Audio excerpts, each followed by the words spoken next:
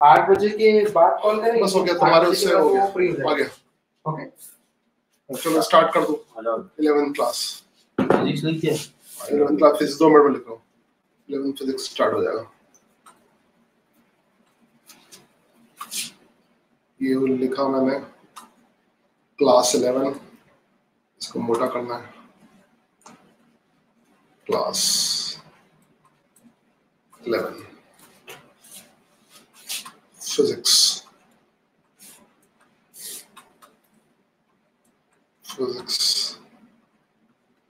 और sir that's the question. वो मैंने मैथ्स कर दिया चलेगा। और ये हो गया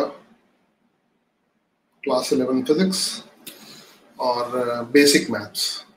मैथमेटिकल टूल्स फॉर फिजिक्स। नहीं वो समझेंगे नहीं। Mathematical tools for physics.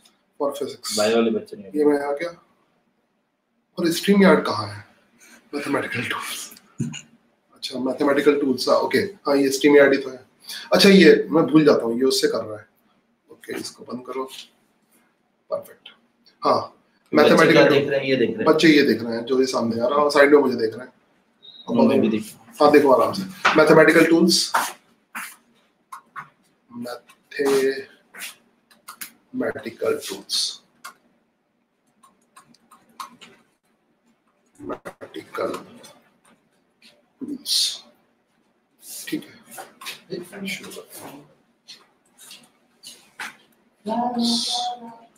है ना मैथमेटिकल टूल्स। तो well for physics and chemistry दोनों के लिए। For physics and okay welcome class 11।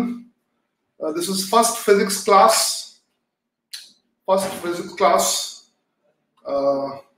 I am your mentor. My name is Ram. Side में मेरा नाम लिखा है नीचे। और क्लास 11th की पहली क्लास है। फर्स्ट क्लास 11th की है। और I think question Jimmy question जो है हम लोग सॉल्व करेंगे। 9th की क्लास जब आएगी तो सॉल्व करेंगे।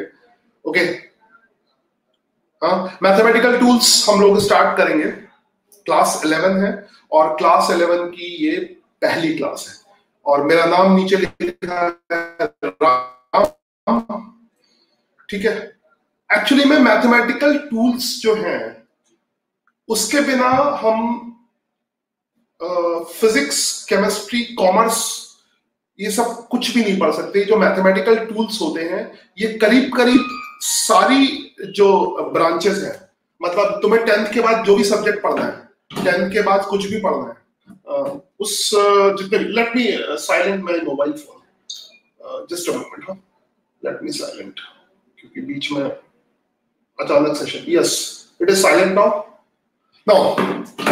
तो बीच में जितना भी अगर तुम्हें केमिस्ट्री पढ़ना है अगर तुम्हें कॉमर्स पढ़ना है अगर तुम्हें फिजिक्स पढ़ना है कुछ भी आगे पढ़ना है 10th के बाद तो ये मैथमेटिकल टूल्स रिक्वायर्ड होंगे। These mathematical tools are required.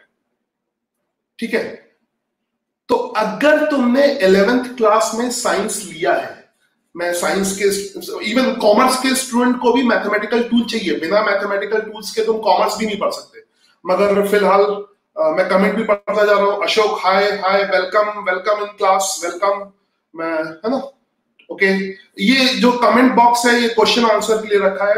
और एक्चुअली में हम लोग मैथमेटिकल टूल शुरू करते हैं। कमेंट बॉक्स में हम लोग सबसे पहले अटेंडेंस जैसे हम क्लास में एंटर करते हैं तो हम लोग अटेंडेंस देते हैं। तो ये वर्चुअल क्लास है एक तरह से। तो सब लोग कमेंट बॉक्स में नाम लिखेंगे अपना name and class name and class. ये तो नेम एंड क्लास के साथ शुरुआत करेंगे उससे तुम्हारी अटेंडेंस हो जाएगी। ये ऑनलाइन अटेंडेंस हो गई। ठीक है तो बाद में कमेंट देख के तुम्हारी अटेंडेंस हो जाएगी। तो ये बंद करता हूं। हम लोग बात कर रहे थे मैथमेटिकल टूल्स की। तो ये जो मैथमेटिकल टूल्स है ये 11th क्लास से तुम कुछ भी पढ़ोगे फिजिक्स केमिस्ट्री कॉमर्स ये कुछ भी पढ़ोगे बिना मैथमेटिकल टूल्स के आगे नहीं बढ़ सकते। तो अब मैं स्पेशली साइंस पे कंसंट्रेट करता हूं। तो ये मैं इतना इसलिए बोल रहा हूं कि these are very very very very important. ठीक है अगर तुम्हें आगे की स्टडी करनी है 11th के बाद की स्टडी करनी है। Okay so mathematical tools. अब मैं साइंस पे कंसंट्रेट करता हूँ। साइंस हम लोग आई थिंक क्लास 6 से पढ़ रहे हैं। 5 तक तो साइंस पहले भी, मतलब अभी जो नया पैटर्न है उसमें क्लास 6 होती है, पुराने पैटर्न में शायद 4th 5th में भी साइंस होती है। तो अभी मैं नए पैटर्न के हिसाब से बात करूं तो हम लोग साइंस 6th क्लास से पढ़ रहे हैं। 6th क्लास में हमने साइंस के, फिजिक्स के, केमिस्ट्री के बहुत सारे टॉपिक्स पढ़े। इवन फिर 9th और 10th में भी फिजिक्स केमिस्ट्री पढ़ा है, बायो भी पढ़ा है। हम, क्योंकि मैं फिजिक्स का टीचर हूं इसलिए फिजिक्स की बात करूंगा। हम मोशन, लाइट, ये सब 6th क्लास में भी हमने पढ़ा है, 6th 7th 8th में भी पढ़ा है, 9th 10th में भी मोशन, लाइट, इलेक्ट्रिसिटी वगैरह वगैरह वगैरह सब पढ़ा है। 11th और 12th में फिर से वो टॉपिक पढ़ेंगे जो हमने 6 से लेकर 10 तक पढ़े थे। मतलब 6 से लेकर 10 तक जो भी टॉपिक तुमने पढ़े हैं सबके सब 11th में फिर से पढ़ाए जाएंगे, 11th और 12th में। अब तुम पूछोगे फिर से क्यों पढ़ाए जाएंगे? फिर से इसलिए पढ़ाए जाएंगे कि 6 से 10 तक हमें मैथमेटिकल टूल्स नहीं पता थे। अब हमें मैथमेटिकल टूल्स सीखने के बाद फिर से वही टॉपिक पढ़ने हैं। मतलब इसका मतलब ये हुआ कि 6 से 10 तक जो टॉपिक तुमने बिना मैथमेटिकल टूल्स के पढ़े हैं वो अब मैथमेटिकल टूल्स के साथ पढ़ोगे। Is it clear? तो मैथमेटिकल टूल्स की इंपॉर्टेंस मैंने क्लियर कर दी। अब मैं अपनी शक्ल छोटी करता हूं और स्क्रीन बड़ा करता हूं। स्क्रीन बड़ा और शक्ल छोटी।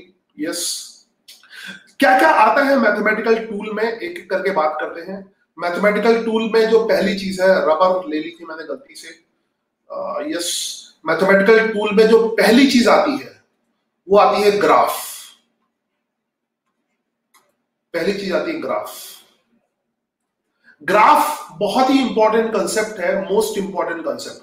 तो ग्राफ के बारे में तुमने थोड़ा बहुत शुरू में पढ़ा होगा, बट ग्राफ, मैथमेटिकल टूल्स की पहली चीज है ग्राफ। तो अब साइंस, फिजिक्स, केमिस्ट्री के जो भी टॉपिक होंगे सब में तुम ग्राफ यूज करोगे।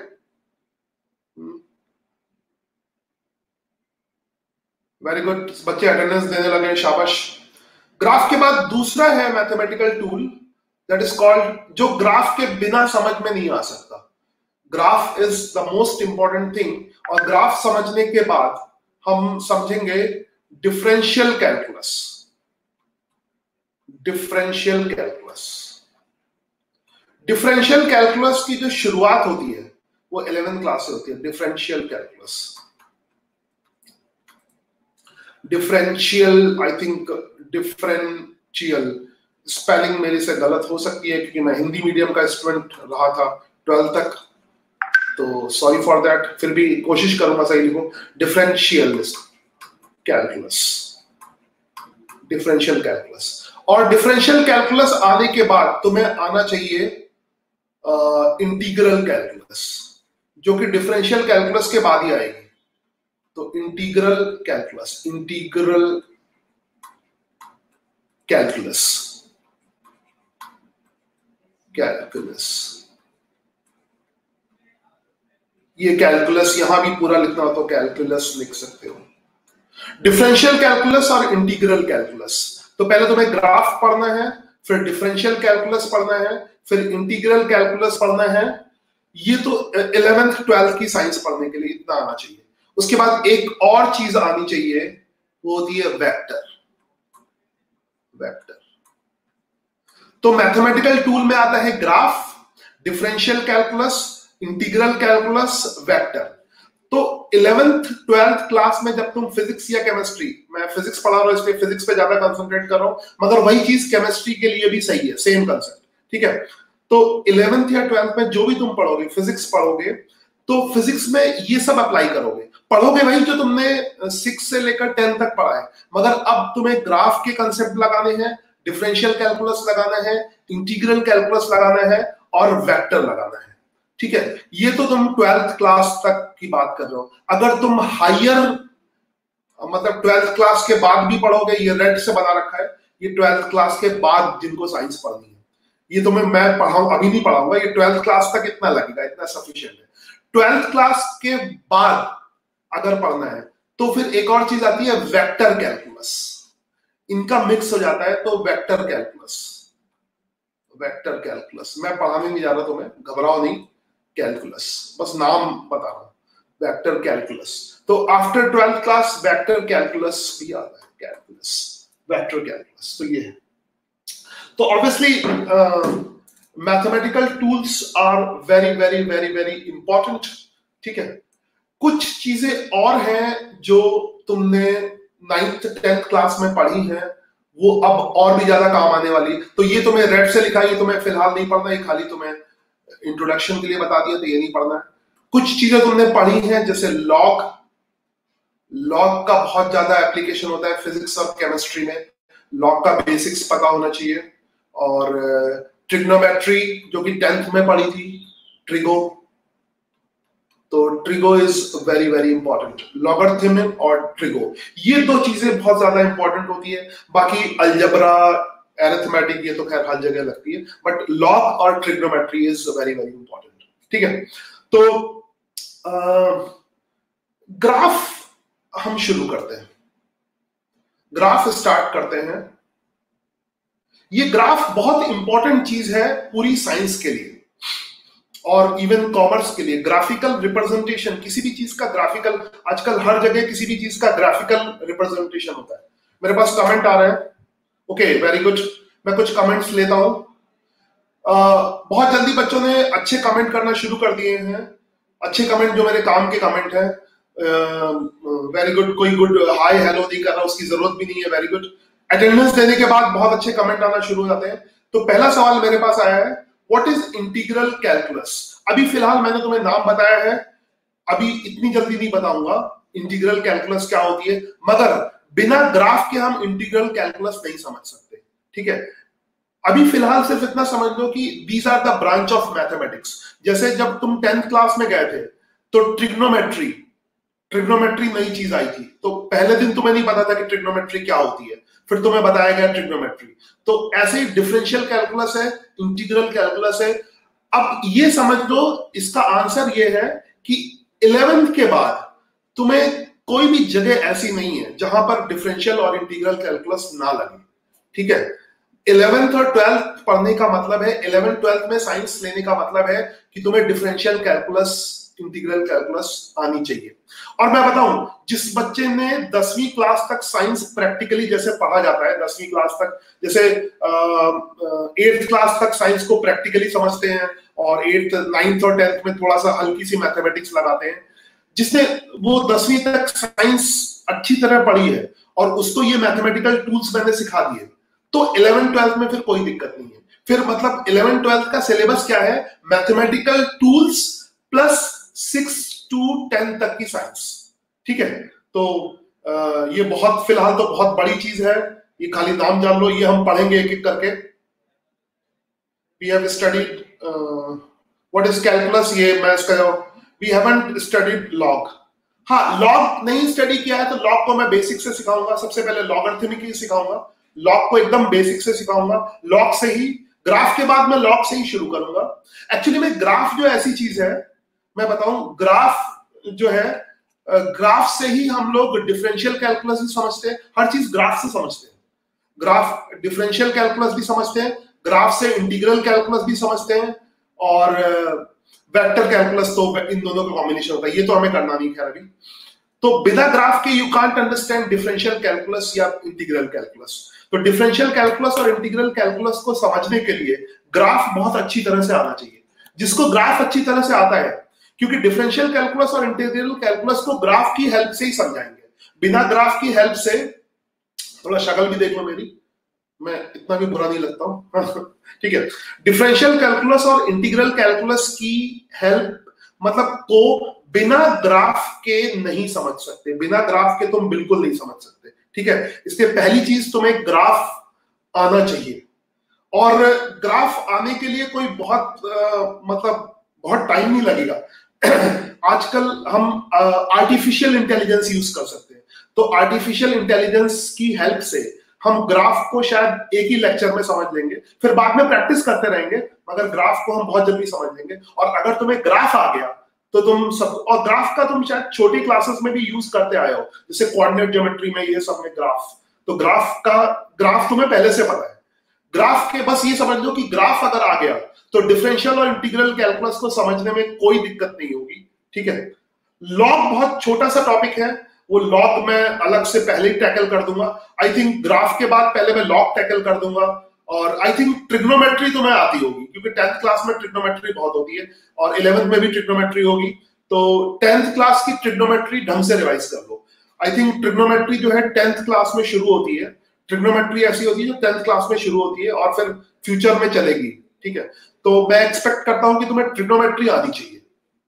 तो ट्रिग्नोमेट्री, वैसे बेसिक ट्रिग्नोमेट्री हम लोग डिस्कस करेंगे, मगर तुम 10th की ट्रिग्नोमेट्री रिवाइज कर लो और बचपन से जो ग्राफ पढ़ा है थोड़ा बहुत उसको रिवाइज कर लो। चलो मैं शुरू करता हूं, टाइम वेस्ट नहीं करते। तो हमें पता लग गया, और मैं क्वेश्चन और एक इस क्वेश्चन का आंसर दे रहा हूं मैं, नील पटेल के क्वेश्चन का आंसर की ग्राफ नहीं पढ़ा है, वो सॉरी लॉग नहीं पढ़ा है, तो लॉग बेसिक से पढ़ा दूंगा, एक टेंशन मत लो। व्हाट इज कैलकुलस का आंसर दे दिया मैंने। और क्या है, what about maths class. Maths class होगी ऑब्वियसली, जो भी है मैथ्स क्लास चलेगी, मगर ये जो मैथ्स मैं बता रहा हूं, मैं जो मैथ्स बता रहा हूं वो सबसे वो बहुत इंपॉर्टेंट मैथ्स है, ठीक है। वो ये सबके लिए, बाकी साइंस समझने के लिए मैथ्स, तो ये वाली मैथ बहुत इंपॉर्टेंट है। और एक चीज इंटरेस्टिंग है कि ये वाली मैथ डिटेल में 12th क्लास में है और इसके बिना तुम 11th का कुछ नहीं समझ सकते, तो बड़ी अजीब सी चीज है। बेसिकली ये वाली मैथमेटिक्स जैसे डिफरेंशियल इंटीग्रल कैलकुलस 12th में मैथ्स में पढ़ोगे, मगर 11th साइंस की जो भी चीजें समझनी है बिना डिफरेंशियल इंटीग्रल कैलकुलस के नहीं हो सकती, ठीक है। तो I think it is okay. तो अब मैं स्टार्ट करता हूं सबसे पहले ग्राफ स्टार्ट करता हूं, ठीक है। Let's start graph. तो पहला कंसेप्ट है ग्राफ का, ठीक है, ग्राफ का।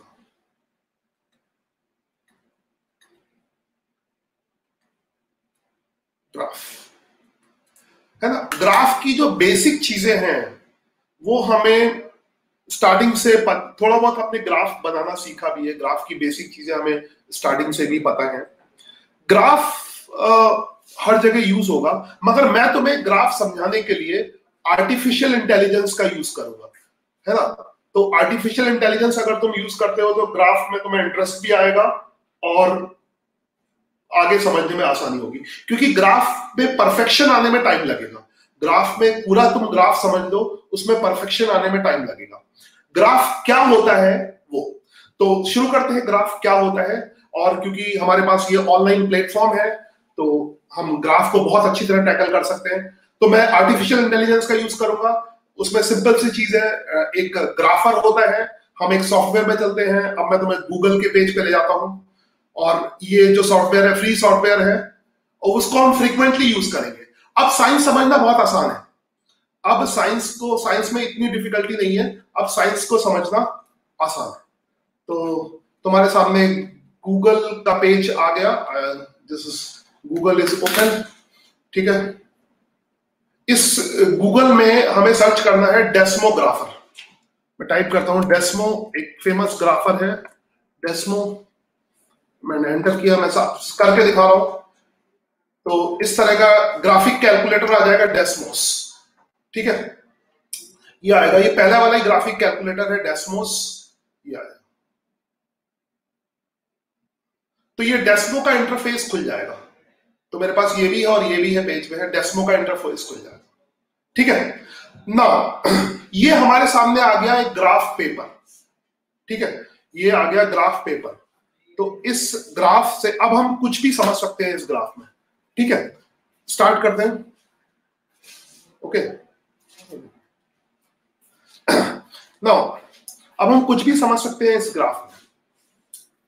ग्राफ के लिए तो सबसे पहले तो पढ़ने के लिए, जैसा मतलब क्लासरूम में ये सब फैसिलिटीज नहीं हो पाती है, अभी ऑनलाइन में ये सब फैसिलिटीज हम यूज कर सकते हैं, है ना। तो अब सबसे पहले मैंने, क्योंकि ये जो हाइब्रिड स्टडी का पैटर्न है, तो अब हम बहुत अच्छी तरह से, मतलब जो ग्राफ सिखाने में करीब 15 से 20 दिन लगते थे ढंग से तो ग्राफ तुम्हें 2 साल के बाद आएगा। जब तुम्हें डिफरेंशियल कैलकुलस और इंटीग्रल कैलकुलस 2 साल के बाद आ जाएगी, तब ग्राफ के बारे में पूरी चीजें ढंग से समझ में आएंगी, ठीक है। तो ये इतनी इंपॉर्टेंट चीज है। बट अभी अगर हम आर्टिफिशियल इंटेलिजेंस का यूज कर रहे हैं, तो हमें शायद इसी क्लास में ग्राफ के बारे में जितनी बातें समझनी है वो सब समझ में आ जाए। ठीक है, तो मैं वही कोशिश कर रहा हूं। तो सबसे पहले हम डेस्मोस खोल के बैठेंगे, ये डेस्मोस हमारे सामने है, और फिर मैं जाता हूं बगल वाले स्क्रीन पे ग्राफ के बारे में। एक्चुअली में ग्राफ का जो तुम्हें बेसिक आइडिया होगा वो तुमने बचपन से अलजेब्रा वगैरह पढ़ी होगी, तुम ऐसी इक्वेशन बनाते होंगे जैसे y is equal to x करके, कोई भी equation y is equal to x square कोई इक्वेशन हो सकती है, या सबसे सिंपल टाइप की इक्वेशन है y is equal to x, है ना, y is equal to x. तो किसी भी इक्वेशन को ले सकते हैं, कोई भी इक्वेशन ले सकते हैं, ठीक है, y is equal to x square ले सकते हैं, y is equal to x ले सकते हैं। तो सबसे पहले मैं बहुत सिंपल इक्वेशन से शुरू करता हूं।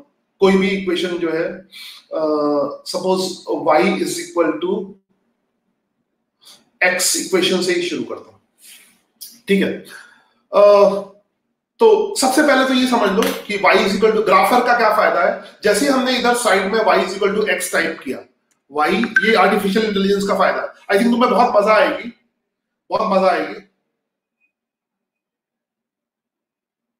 मेरे पास एक और क्वेश्चन है, sir please again explain calculus. Calculus को मैंने एक्सप्लेन किया ही नहीं था, बीच में मैं क्वेश्चन लेता था। कैलकुलस को मैंने एक्सप्लेन किया ही नहीं था, कैलकुलस तुम्हें पढ़ना है। अगर मैं रफली या क्रूडली एक्सप्लेन करूं, कैलकुलस का मतलब कैलकुलेट करने से है बेसिकली, जैसे कैलकुलेटर होते हैं, तो it is a you can से कैलकुलेटर फॉर साइंस, कैलकुलस। जैसे कैलकुलेटर क्या करता है, कैलकुलेशन करता है, अरिथमेटिक, एडिशन करता है, सब्ट्रैक्शन करता है, ऐसी कैलकुलस है, ठीक है। डिफरेंशिएशन, इंटीग्रेशन का मतलब समेशन की तरह होता है, और डिफरेंशिएशन का मतलब डिवीजन की तरह होता है, मगर एग्जैक्टली वो नहीं है, क्योंकि एग्जैक्टली शुरू में तो मैं इतना ही बता सकता हूं, क्योंकि अभी तुम्हें बेसिक्स तो सही से समझना है, क्योंकि एग्जैक्टली कैलकुलस के अंदर क्या करते हैं, नए नए सिंबल यूज करते हैं। जैसे जब तुम छोटी क्लास में आते हो, मतलब एक बार फिर से तुम समझ लो साइंस के केजी 1 में आ गए हो। जैसे जब पहली क्लास में जाते हो ना, तो तुम्हें समझ नहीं आता, 1 2 3 4 काउंटिंग सिखाते हैं ना, इस तरह से, वैसे ही कैलकुलस की काउंटिंग 11th क्लास में सिखाई जाएगी, तो ABC है। तो मतलब फिलहाल कैलकुलस का मतलब कैलकुलेशन से। मैं ग्राफ पे आ जाता हूं, मेरे पास डेसिमोग्राफर है, मैं y is equal to x, तो इस ग्राफर में जाऊंगा और सीधा मैं टाइप करूंगा y is equal to x, है ना, खूब मजे से आर्टिफिशियल। तो इस तरह से ग्राफ बन जाएगा। यहां पे तुम कुछ भी टाइप करोगे उसका ग्राफ बगल में बन जाएगा। तो y और x का ग्राफ, तो वैसे देखो इससे पहले क्या होता, तुम्हें रटना पड़ता था, इसकी तुम हेल्प ले सकते हो, किसी भी चीज का ग्राफ प्लॉट हो जाएगा, ठीक है। तो ये ग्राफ कुछ ऐसा प्लॉट हो गया, इस तरह का ग्राफ प्लॉट हो गया। तो अगर हम बात करें, सबसे सिंपल वाला ग्राफ है, तो y is equal to x का ग्राफ प्लॉट हो गया, है ना। मेरे पास ओके, मैंने उमा गोहिल मैंने एक्सप्लेन कर दिया कि कैलकुलस क्या होता है, मतलब कुछ भी मैंने एक्सप्लेन नहीं किया। कैलकुलस वो होता है जिसको तुम्हें अब कम से कम अगर एजुकेशन लेनी है तो 5-7 साल पढ़ना है, 4-5 साल। अगर हायर एजुकेशन भी साइंस में करनी है तो जिंदगी भर, है ना, मतलब अगर PhD वगैरह भी करनी है तो कैलकुलस अब चलता रहेगा, डिफिकल्ट से डिफिकल्ट होती जाएगी। तो अब तो अभी तो शुरुआत है। मैंने एक कोऑर्डिनेट सिस्टम जैसे ग्राफ बना था, मैं कोशिश करता हूँ वैसा ग्राफ बना लूं। I have something like, wait second, और मैं अभी फिर उसकी इमेज भी ले सकता हूँ, मगर इमेज नहीं ले रहा हूँ। तो आई थिंक ये कोऑर्डिनेट सिस्टम का तो तुम्हें पता ही होगा, ये कोऑर्डिनेट सिस्टम बचपन से थोड़ा थिंक कर दिया, ये कोऑर्डिनेट सिस्टम तुमने बचपन से देखा होगा, इस तरह का कोऑर्डिनेट सिस्टम। तो इसमें ये x एक्सिस होता है और ये y एक्सिस होता है। जब मैंने ये इक्वेशन लिखी y is equal to x, जब मैंने ग्राफर में ये इक्वेशन डाली y is equal to x, तो इस तरह से ग्राफ बन गया। क्या मतलब है इसका, समझते हैं क्या मतलब है एग्जैक्टली। ये जो प्लॉटेड है, यहां से उतना मतलब नहीं समझ सकते, मगर यहां से सब कुछ समझ सकते हैं, यहां से सब कुछ समझ सकते हैं, ठीक है। क्या समझ सकते हैं, इसका मतलब ये हुआ, जैसे एरिथमेटिक में या बेसिक में पूरा क्लियर करता हूं, समझते चलो। एरिथमेटिक में 1 2 3 4 5 6 इस तरह से होता है, मगर y is equal to x का मतलब है सारे नंबर्स। आई थिंक तो मैथ्स पढ़ के आए हो 6 7 8 में, तो x के जितने भी रियल नंबर्स हैं, मतलब यहाँ पे x का मतलब है x के जितने भी रियल नंबर है, जैसे x की वैल्यू कुछ भी हो सकती है 0, और इसको जूम करके देख सकते हो, x की वैल्यू जो दिखाई दे रही वही नहीं है, जो नहीं दिखाई दे रही वो भी है। जैसे इसको अगर जूम करोगे, आई थिंक ये जूम हो रहा है, ये देखो 0 1 2 और जूम कर सकते हो। इसमें x की क्या क्या, अगर कोई पूछे कि y = x दिया है तो x की वैल्यू क्या क्या होंगी, y = x दिया है तो x की वैल्यूज क्या क्या होंगी, तो x की कोई भी वैल्यू होगी, x की वैल्यू क्या हो जाएगी, x की वैल्यू 0 भी हो सकती है, ठीक है, x की वैल्यू -1 भी हो सकती है, x की वैल्यू कुछ भी हो सकती है, आई थिंक, ठीक है, x की वैल्यू 0, और इसको जूम कर लोगे और 1 2 3 4 सब 1.1 सब x की जितनी भी वैल्यू, और आगे बढ़ोगे तो ऐसे इधर ये खत्म नहीं होगा ग्राफ कभी, x की कोई भी वैल्यू, जूम आउट करो, ये देख लो, x की कोई भी वैल्यू, मतलब ये एक्चुअली में जब हमने यहां पर बनाया, यहां से पूरी फीलिंग नहीं आती है, यहां से लगता है कि x की कुछ फिक्स वैल्यूज होंगी, क्योंकि इसको तो बहुत बड़ा नहीं बना सकते ना, जूम इन जूम आउट नहीं कर सकते, मगर यहां पे तो लिमिटेड बनाओगे 1 2 3 4 ऐसे, या 1.1 लिखोगे, मगर x की कोई भी वैल्यू हो सकती है, 0 से 0 0.1 0.001 0. कुछ भी, मतलब x की कहते हैं कि x की, ये लैंग्वेज समझना, ये नई लैंग्वेज है। अब x की पार्टिकल, इसकी फीलिंग समझना, मैं जूम आउट जूम इन कर रहा हूं, इसकी फीलिंग समझना, x की वैल्यू नेगेटिव में पता नहीं, चलते चले जाओ, नेगेटिव में तुम 10 जिंदगी भर चलते रहो, तो x की नेगेटिव वैल्यू से लेकर x की पॉजिटिव वैल्यू में जिंदगी भर चलते रहो। तो अगर तुमसे ये पूछा जाएगा कि यहां पे x की वैल्यूज क्या है, तो x की -∞ से लेके +∞ तक x की कोई भी वैल्यू हो सकती है, समझ आई बात, कोई भी वैल्यू हो सकती है। तो बीच बीच में क्वेश्चन नहीं पूछता चलो, ठीक है, कमेंट बॉक्स में बहुत सारे लोग हैं, कमेंट करो, है ना। अगर मैं एक बात करता हूं, छोटा सा बात, ये सब छोटी क्लासेस के क्वेश्चन होंगे, बीच में कमेंट भी कर सकते हो। मैं कोई ये ले लेता हूं, अगर तुमने ये समझा है तो मेरे एक सवाल का आंसर दो। सब लोगों को डेस्मो ध्यान से दिख रहा होगा, तो मैं ले आऊं, यहां पे मैंने एक डेस्मो का 0 ले लिया, 0।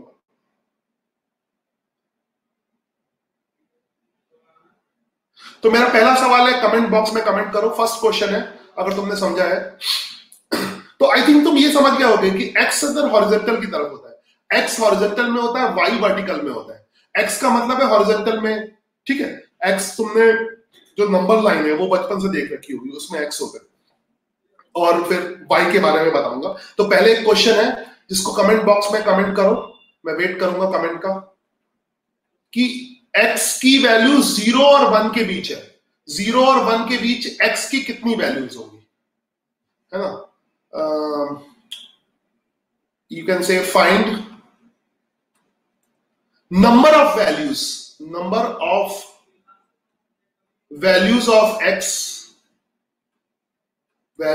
Of x between 0 and 1। समझ आया क्वेश्चन में? आई थिंक क्वेश्चन नहीं समझ में आया तो नो कमेंट कर सकते हो। x की वैल्यू 0 और 1 के बीच में x की कितनी वैल्यूज होंगी, 0 और 1 के बीच में x की कितनी वैल्यूज होंगी, 0 और 1 के बीच में, जस्ट कमेंट करो, यस परफेक्ट कमेंट, सब लोग समझ गए, बहुत अच्छे बच्चे हैं, वाओ वाओ वाओ। चलो भारत, कृषित, उत्सव, आई थिंक मैं अगले टर्न से, अभी फिलहाल मुझे दिखाई दे रहा है, वन मोर टाइम रिपीट, क्या रिपीट करूं, क्वेश्चन तो दिख रहा है, find number of values of x between 0 and 1, ठीक है। बाकी मैक्सिमम बच्चों ने आंसर दे दिए हैं, एंड एकदम सही, 0 और 1 के बीच में x की इंफिनिटी वैल्यूज होगी, एकदम सही।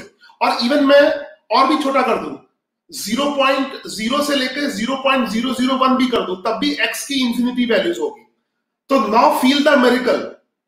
अगर मैं फिर से ये सवाल पूछूं, एक मिनट, फिर डेस्मो पे जाऊं, इसको और जूम कर दूं, 0 से 0.5 के बीच में x की कितनी वैल्यू होंगी, तब भी इंफिनिटी होंगी, या और ले लो, यहाँ पे 0 से 0.2 के 0 से 0.2 के बीच में x की कितनी वैल्यू होगी, वो भी इंफिनिटी होंगी।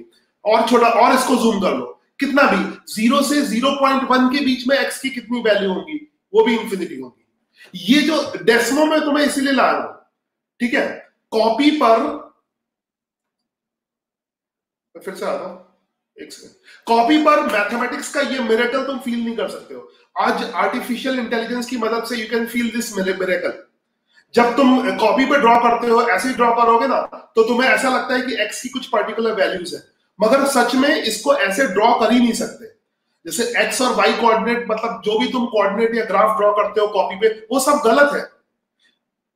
क्योंकि जब भी कोई चीज ड्रॉ करोगे तो वो एक्स की पर्टिकुलर वैल्यू को शो करेगा, मगर यहां पे तो एक्स की पता नहीं कितनी वैल्यूज है, यहां पर एक्स की पता नहीं कितनी वैल्यूज है। तो ये अगर ये सॉफ्टवेयर ना होता तो एक्स की एग्जैक्ट वैल्यू के बारे में कोई आइडिया नहीं लगता।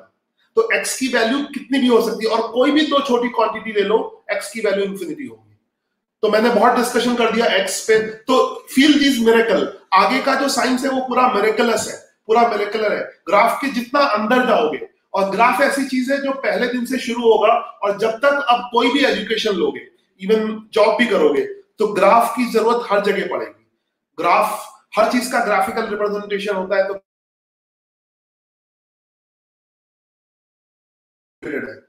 Okay, I think you understand this. तो पॉजिटिव, आई थिंक एक ने कमेंट किया पॉजिटिव मतलब इंफिनिटी वैल्यूज होंगी, इंफिनिटी वैल्यूज होंगी, बहुत सारी वैल्यूज होंगी। ओके, चलो ये क्वेश्चन हो गया ना। तो ये तो x की वैल्यू हो गई, मतलब कोई भी हम ऐसे इक्वेशन लिख सकते हैं y is equal to x इस तरह से ना। x की वैल्यू हम अपने मर्जी से, x की कोई भी वैल्यू होगी और x की वैल्यू हम अपनी मर्जी से रख सकते हैं। जिन वैल्यू को अपनी मर्जी से रख सकते हैं उसको कहते हैं इंडिपेंडेंट वेरिएबल, इंडिपेंडेंट वेरिएबल, ठीक है। ये इंडिपेंडेंट वेरिएबल, ये फ्री है। ये जो वेरिएबल है इस तरफ जो लिखा है x, ये फ्री है, मगर ये फ्री नहीं है। इसको इंडिपेंडेंट वेरिएबल कहते हैं। मैं शॉर्ट में लिख रहा हूं इंडिपेंडेंट वेरिएबल, या उसका दूसरा नाम होता है फ्री वेरिएबल। इंडिपेंडेंट वेरिएबल या free variable,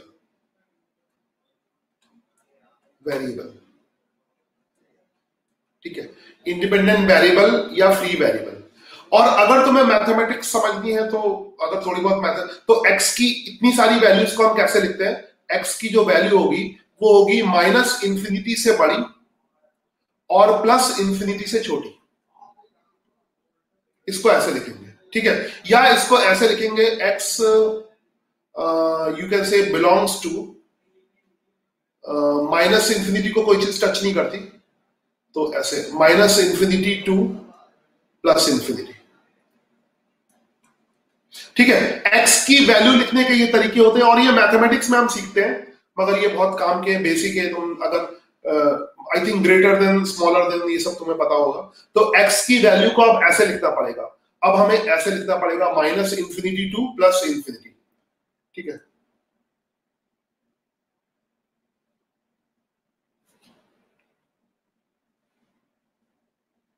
okay, okay, x की वैल्यू को हमें minus infinity to plus infinity ऐसे लिखना पड़ेगा। तो ये तो x की वैल्यू हो गई, मगर अब दूसरी बात करते हैं। और ये बेसिकली ये हमने एग्जांपल लिया है, ये किसी भी चीज के लिए सही है। यहाँ पे तुम कोई भी, जैसे ग्राफ तो कुछ भी हो सकता है, इक्वेशन में कुछ भी लिख सकते हो, y is equal to x square. अभी शायद अगर तुम्हें रटा नहीं होगा तो ये तुम धीरे धीरे सीखोगे, मैथ्स में 2 साल में सीखोगे। अभी तुम ग्राफर की हेल्प ले लो, है ना। ग्राफर की हेल्प से बच्चों को बहुत मजा आती है। तो तुम्हें अब अभी किसके ग्राफ नहीं रखने हैं तो तुम ग्राफर की हेल्प लेते जाओ, क्योंकि इंफिनिटी इक्वेशन होगी, लाखों करोड़ों मिलियंस ऑफ मिलियंस इक्वेशन है, कितने के ग्राफ याद रखोगे? ठीक है। तो कोई भी यहाँ पे टाइप करोगे तुम्हें वो ग्राफ मिल जाएगा। तो अभी आर्टिफिशियल इंटेलिजेंस से पढ़ना बहुत मजेदार होता है। y is equal to x square, y is equal to x का स्क्वायर इधर से आ जाएगा, मैं तुम्हें सिखा देता हूँ, स्क्वायर, यस। तो ये ग्राफ बन गया। ये घर पे जाके गूगल में ग्राफर होगा उससे कर लोगे। ये y is equal to x square का ऐसा ग्राफ हो गया। तुम जो भी इक्वेशन सोचोगे उसका ऐसे ग्राफ हो जाएगा। ठीक है, ये y is equal to x square का। और एक ग्राफ कितनी सारी बातें कहता है। ये y is equal to x लिखा हुआ है, इसी पे मैं 1-2 घंटे बोल सकता हूं कि इसमें क्या क्या है। एक्स स्क्वायर को अभी तो सेम चीज y is equal to x square के लिए भी बोलूंगा, फिलहाल खाली y is equal to x लिखा हुआ है, इस पे मैं 1-2 घंटे निपटा सकता हूं कि इसमें क्या क्या छुपा हुआ है। तो तुम्हें वो सीक्रेट कोड्स समझने हैं मैथ्स में, और जितना अच्छी तरह से अंदर घुस के समझोगे। तो फिलहाल तो मैं इसी की बात करता हूं, मतलब ये मैंने इसलिए दे दिया कि तुम कोई भी इक्वेशन सोच सकते हो, उसका ग्राफ बना सकते हो। तो सिंपलेस्ट इक्वेशन से मैं शुरू करता हूं। तो पहले तो मैं समझाया कि x की वैल्यू -∞ टू +∞, ये लिखने का स्टाइल है, ऐसे लिख सकते हो। ये 2 स्टाइल हो गए लिखने की, है ना, 2 कॉमन स्टाइल है। तो x की बहुत सारी वैल्यूज होंगी। तो मैं समझा रहा था कि x यहां पे y के बारे में बता रहा था। हाँ, ये जो x है वो इंडिपेंडेंट वेरिएबल है, फ्री वेरिएबल है, ये फ्री है, ये इसकी वैल्यू हम चेंज कर सकते हैं। मगर y में एक खास चीज है, y बिल्कुल भी फ्री नहीं है। y को हम कहते हैं डिपेंडेंट वेरिएबल। मैं पूरा नहीं लिख रहा क्योंकि मैं शॉर्टकट ही यूज करूंगा। आई थिंक अब मुझे डिपेंडेंट की स्पेलिंग बताने की जरूरत नहीं है, डीवी मैं शॉर्ट में लिख रहा हूं, तुम अपने डिपेंडेंट वेरिएबल, ये x पर डिपेंडेंट है। इसकी x की वैल्यू तुमने दे दी तो y की वैल्यू अपने आप आ जाएगी। ठीक है, y की वैल्यू तुम्हें चूज करने की जरूरत नहीं है, y x पे डिपेंडेंट है, एक चीज दूसरे पे डिपेंडेंट है। ठीक है, और दूसरी उसके अकॉर्ड। अब देखो, अब तुम सोच सकते हो कि कैलकुलस, सब इसी में कैलकुलस है। ग्राफ की हेल्प से ये समझ सकते हो, कैलकुलस की लैंग्वेज ग्राफ है। अगर तुम्हें कैलकुलस समझना है तो ग्राफ को समझना होगा, बिना ग्राफ के कैलकुलस नहीं समझ सकते। या कुछ बात हम करें कि बेसिकली अगर तुम पूछोगे कि अभी जैसे कोरोना वायरस चाइना में अगर कुछ भी सीखना है तो तुम्हें चाइनीज आनी चाहिए। तो वो चाइना की कोई चीज सीखनी है, या तो तुम्हें अगर लैंग्वेज नहीं आती तो तुम्हें कैलकुलस नहीं आ सकती। तो कैलकुलस के बारे में कुछ भी बात करनी है तो ग्राफ है। अगर क्रूड वर्ड में हमें बोलना है तो ग्राफ ही कैलकुलस है। ग्राफ को समझने के लिए ही कैलकुलस है, पूरी ग्राफ में पूरा कैलकुलस होता है। तो बहुत इमोशनल बातें हो गई इसको समझाने के लिए। ठीक है, मैं बात फिर से मोटिवेट भी कर रहा हूं बीच में, और तुम्हें क्योंकि पहली क्लास है, आई एम मोटिवेटिंग यू कि कितना इंपॉर्टेंट है।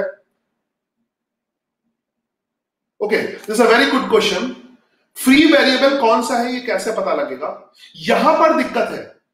It's a good question, Jimmy Patel is a good question. अगली क्लास में जो बच्चे अच्छा क्वेश्चन पूछेंगे उनको मैं स्क्रीन पे दिखाऊंगा। तो अभी मैंने जल्दीबाजी में वो सॉफ्टवेयर अभी नहीं डाल रखा है, बट अभी मैं पढ़ के बता रहा हूँ। Jimmy Patel is a very good question. Free variable कौन सा है वो कैसे पता चलेगा? Very good question. और ये शेयर्स का क्वेश्चन है, will we also learn about 2 axis, z axis. ये भी बहुत अच्छा क्वेश्चन है सर। Repeat the topic. देखो बेटा, रिपीट द टॉपिक ऑनलाइन में थोड़ी सी रिपीट करने की दिक्कत नहीं होगी। ऑफलाइन और ऑनलाइन क्लास में यही फर्क होता है, ऑनलाइन क्लास पूरी रिकॉर्ड हो जाएगी तो तुम घर पे कितना भी रिपीट करवा लेना। ठीक है, तो अभी वैसे ही बहुत स्लो पेस में चलता है। तो मैं 2 क्वेश्चन का आंसर दे रहा हूं, पता कैसे चलेगा? ये क्वेश्चन बार बार ये निलय पटेल ने भी पूछा है, और बाकी महाकाल बॉयज, ये कौन है? Hats off to the scientist. Okay, Nilay Patel की बात करते हैं। पता कैसे चलेगा कि कौन सा फ्री वेरिएबल है और कौन सा डिपेंडेंट वेरिएबल है? सच बताऊं तो इसमें नहीं पता चलेगा, और सब में पता चल जाएगा। y is equal to x को छोड़ के बाकी सब में पता चल जाएगा। अभी तुमसे पता करवाता हूं। जैसे y is equal to x square है, जो डिपेंडेंट वेरिएबल होता है उसकी पावर हमेशा 1 होती है। अगर तुमने अलजेब्रा पढ़ी होगी तो एक साइड y अकेला लिखा होता है, एक साइड x पूरा लिखा होता है x के साथ। तो हमेशा जो डिपेंडेंट वेरिएबल है उसकी पावर 1 होती है। जैसे इस टाइप के और भी क्वेश्चन ले सकते हो, कोई भी graph y is equal to x root x कर दो, या प्लस समथिंग कुछ भी कर दो x स्क्वायर। तो जो भी डिपेंडेंट वेरिएबल होगा उसकी पावर हमेशा 1 होगी। या कुछ भी लिख लो, I think randomly y is equal to x की पावर 5। ये सब खैर एल्जेब्रिकल एक्सप्रेशन है, प्लस एनीथिंग 2। फिर अभी ट्रिग्नोमेट्रिकल भी होंगे, अगर ट्रिग्नोमेट्रिकल पढ़ी है तो y is equal to sine x। ठीक है, इसमें भी जो डिपेंडेंट वेरिएबल होगा तो ये इसकी पहचान होती है, डिपेंडेंट वेरिएबल की हमेशा पावर 1 होती है। किसी में भी। और हर चीज का ग्राफ बन सकता है, ध्यान रखो, कुछ भी तुम बोलोगे उस सबका ग्राफ बन सकता है। तुम नहीं बना सकते मगर ग्राफर हर चीज का ग्राफ बना देगा। तुम कुछ भी करोगे, y equal to sine x, y equal to ये, है ना। जैसे सपोज मैं दिखाता हूं, अभी तुम ना बना पाओ, जैसे मैंने यहाँ पे ये देखना, तो इसीलिए grapher is very very helpful. अब जैसे तुमने ये सोचा कि इसका ग्राफ कैसे होगा, तो यहाँ पे जस्ट आओ, यहाँ पे आओ और इसको फ्रीक्वेंटली यूज करो। x की पावर 5 प्लस 2, तो यहाँ पे टाइप करो x की पावर 5, x की पावर 5। मुझे बहुत मजा आती है इसके साथ वर्क करने में, आई लव इट, प्लस 2। तो ये बन गया ग्राफ, कुछ उल्टा सीधा सा बन गया, हर चीज का ग्राफ होगा। ये अजीब सा ग्राफ बन गया। तो जितनी इक्वेशन कॉम्प्लिकेटेड होंगी उतना ऐसे अजीब से ग्राफ होंगे। ये अजीब सा ग्राफ बन गया। तो ग्राफर हर किसी का ग्राफ बना लेगा, ठीक है। तो अगर कुछ भी लिखोगे, अभी तक तुमने जितने भी एल्जेब्रिक एक्सप्रेशन पढ़ रखे हैं सबका ग्राफ बन सकता है। साइन एक्स का, कॉट एक्स का, लॉग एक्स का, ई की पावर एक्स का, इसका इसका इसका इसका। ये तो मतलब तुम जो रटोगे वो बहुत कम रट सकते हो, तुम्हें कुछ याद करने होंगे, मगर ग्राफर से तो सबके बन जाएंगे। मतलब ग्राफर तो सॉफ्टवेयर उससे सबके बन जाएंगे। तो शुरू में ग्राफर की हेल्प ले रहे हैं हम लोग इंटरेस्ट क्रिएट करने के लिए।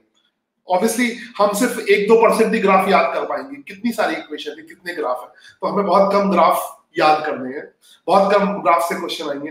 मगर अगर हम बात करें तो हम किसी भी चीज का ग्राफ बना सकते हैं। तो किसको, इस क्वेश्चन का शायद तुम्हें आंसर मिल गया होगा कि कौन सा डिपेंडेंट वेरिएबल है। डिपेंडेंट वेरिएबल को हमेशा 1 पावर के साथ लिखा जाता है।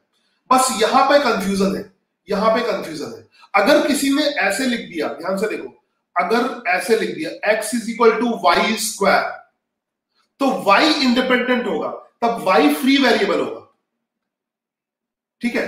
ये y जो होगा, now y is free variable, fv, y is free variable and this x is dependent variable. ये ट्रेडिशन है। साइन एक्स का,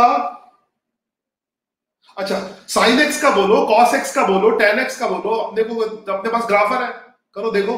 इसीलिए तो बताओ, अभी तुमने पढ़ा भी नहीं तब भी बना सकते हो।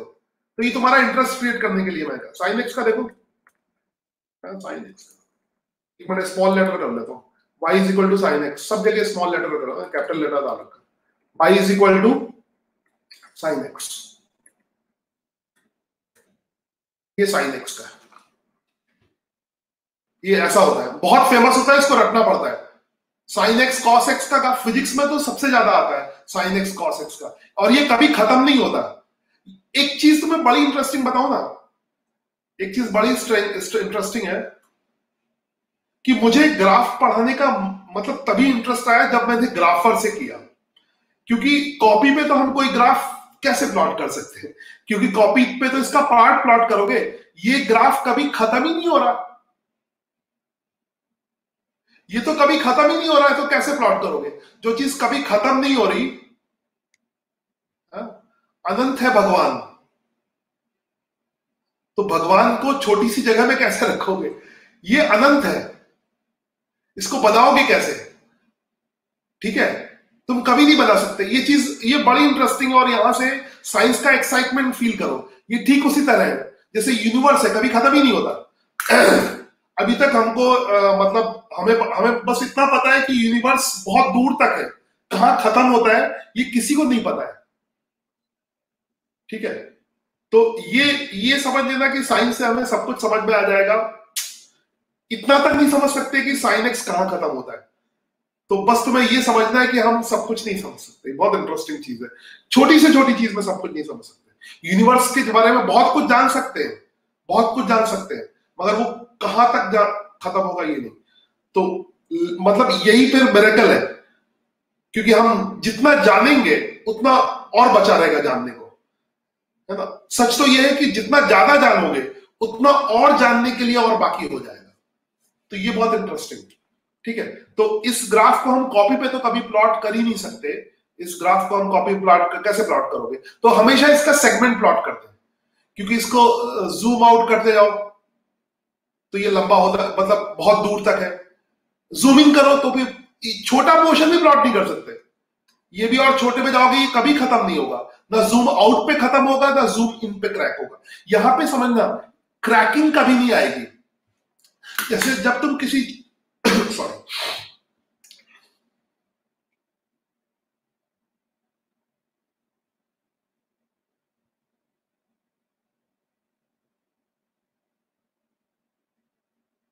साइन एक्स का हो गया।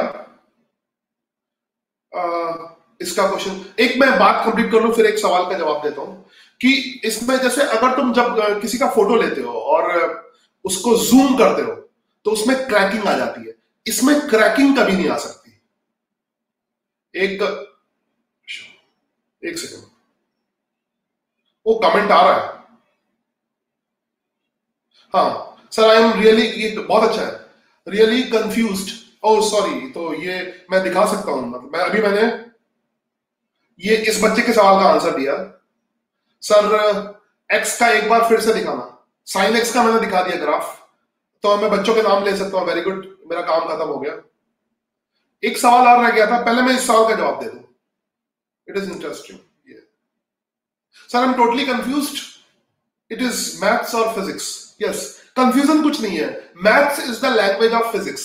अभी तक तुमने साइंस पढ़ी थी, अब बिना मैथ्स, अब इनको बाइफरकेट नहीं कर सकते। एक्चुअली में ये बहुत इंटरेस्टिंग है, कोई भी ब्रांच आपस में, ये तो हम अपनी स्टडी के लिए अलग अलग करते हैं, physics, chemistry, bio, math, but ये सब आपस में कनेक्टेड है, ठीक है।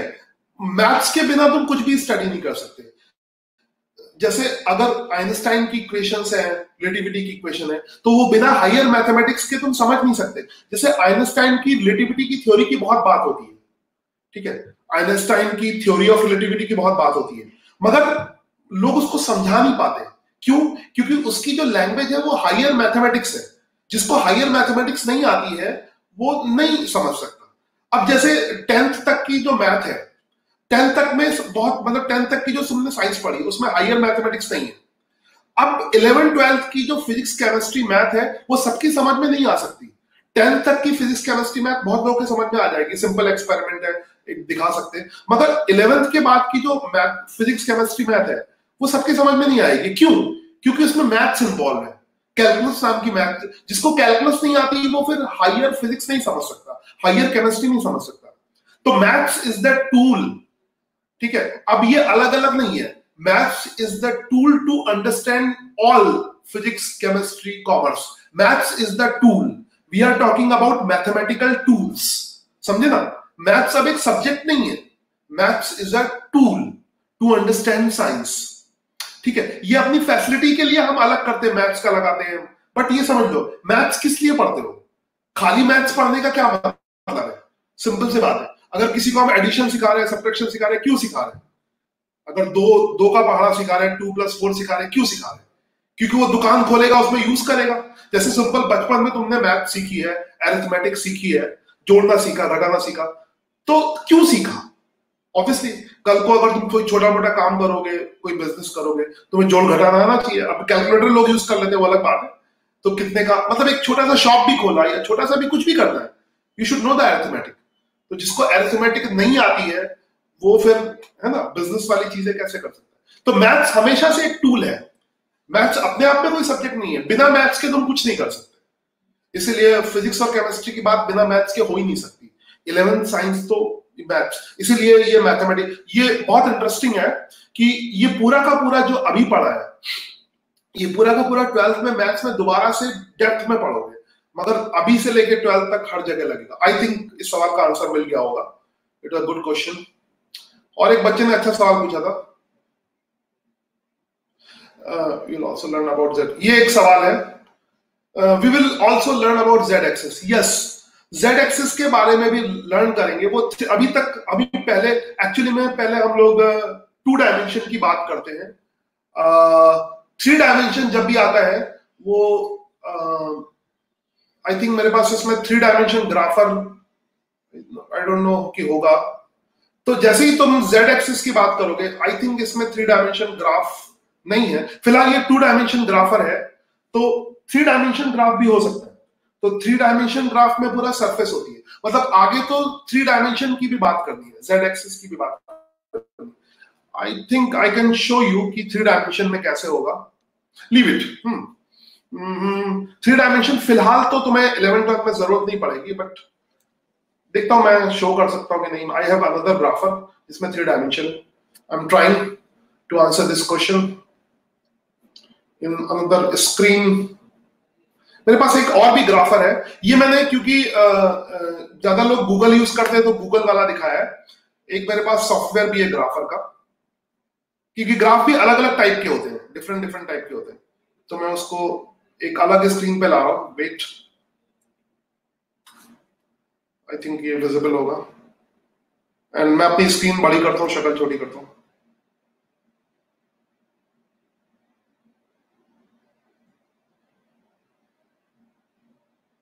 मैं एक एक क्वेश्चन लेता हूं, पहले मैं z एक्सिस की बात कर लेता हूं। मैं तुम्हारे क्वेश्चन लेता हूं 3D ग्राफर है, ये 3D ग्राफर ऐसे दिखाई दे रहा होगा, तो मैं चूज करता हूं 3D ग्राफर ऐसे, ये ऐसे, ये z एक्सिस हो गया,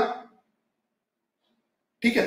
अब इसमें तीनों एक्सिस होते हैं, तब इक्वेशन और कॉम्प्लिकेटेड होगी। जैसे मैं सिंपल सी इक्वेशन लिखूं, ये पढ़ना पड़ेगा, 3D जिनको पढ़ना है तो ये दिख रहा होगा, this is 3D grapher, z is equal to x plus y, x plus y, enter. ये अब इसको बनाना था, अगर एक इक्वेशन लिखी है z is equal to x plus y, तो उसका सरफेस ऐसा होगा, इंटरेस्टिंग होगा। और आई थिंक x y का स्क्वायर लगाओ, y का स्क्वायर, आई थिंक स्क्वायर के लिए, वेट अ सेकंड,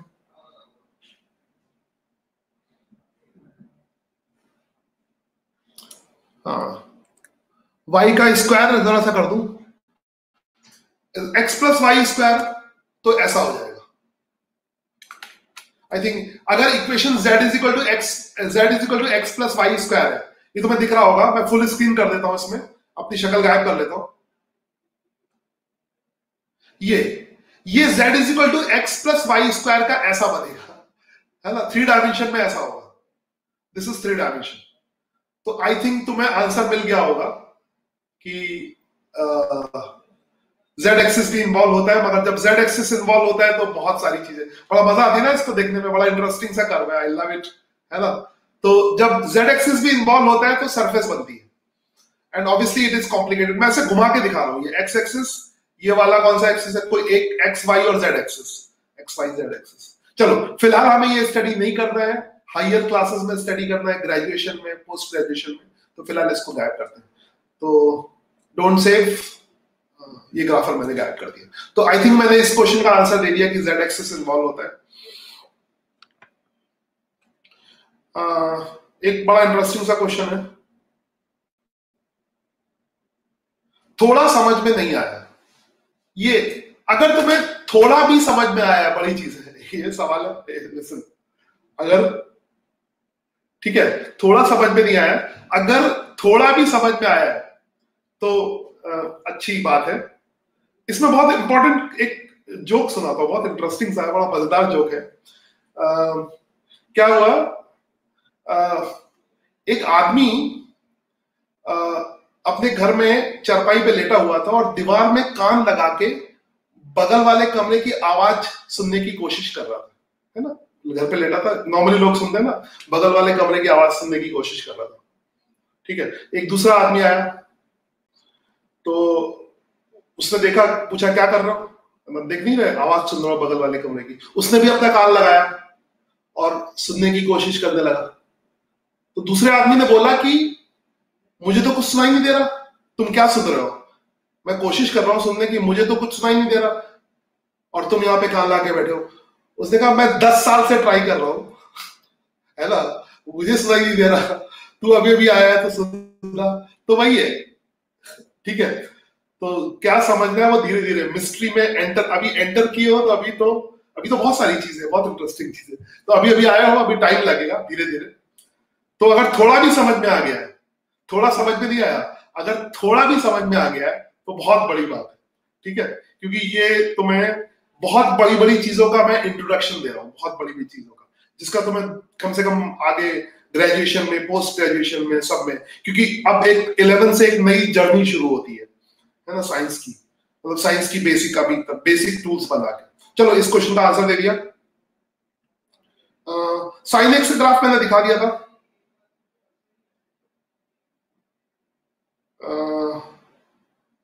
कौन सा है, और about z axis, will vector also use graph, will vector also use graph, vector एक अलग चीज है, मतलब ग्राफ और वेक्टर का ऐसा रिलेशन नहीं है। वेक्टर डायरेक्शन को रिप्रेजेंट करता है, वेक्टर और कैलकुलस का रिलेशन है, वेक्टर का ऐसा कोई ग्राफ नहीं होता। जब वेक्टर समझोगे तो समझ में आएगा। फिलहाल we have to draw on graph paper or yes, तो we have to draw graph or yes, but exam जो है, exam is not the life. ये बहुत इंटरेस्टिंग है कि जो लोग एग्जाम पास करने के लिए पढ़ाई करते हैं, क्या तुम सच में एग्जाम पास करने के लिए पढ़ाई कर रहे हो या उस पढ़ाई को लाइफ में यूज करना है? ये अपने आप से क्वेश्चन करो। क्या हमारी लाइफ का एम सिर्फ एग्जाम पास करना है, 12th का एग्जाम पास करना है? लाइफ में और नॉलेज का कोई यूज नहीं। मैं सही बताऊं, लाइफ में नॉलेज काम आती है, एग्जामिनेशन के मार्क्स नहीं काम आते। तुम लाइफ में बहुत सारी प्रैक्टिकल चीजों में उनको यूज, अभी जो पढ़ रहे हो वो तुम्हें लाइफ में यूज करना है।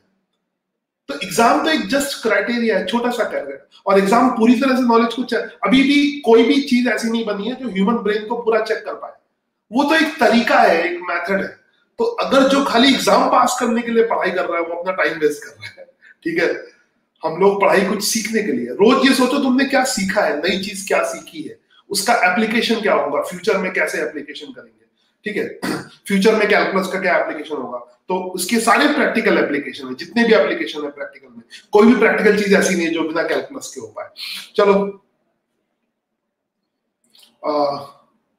यस सर,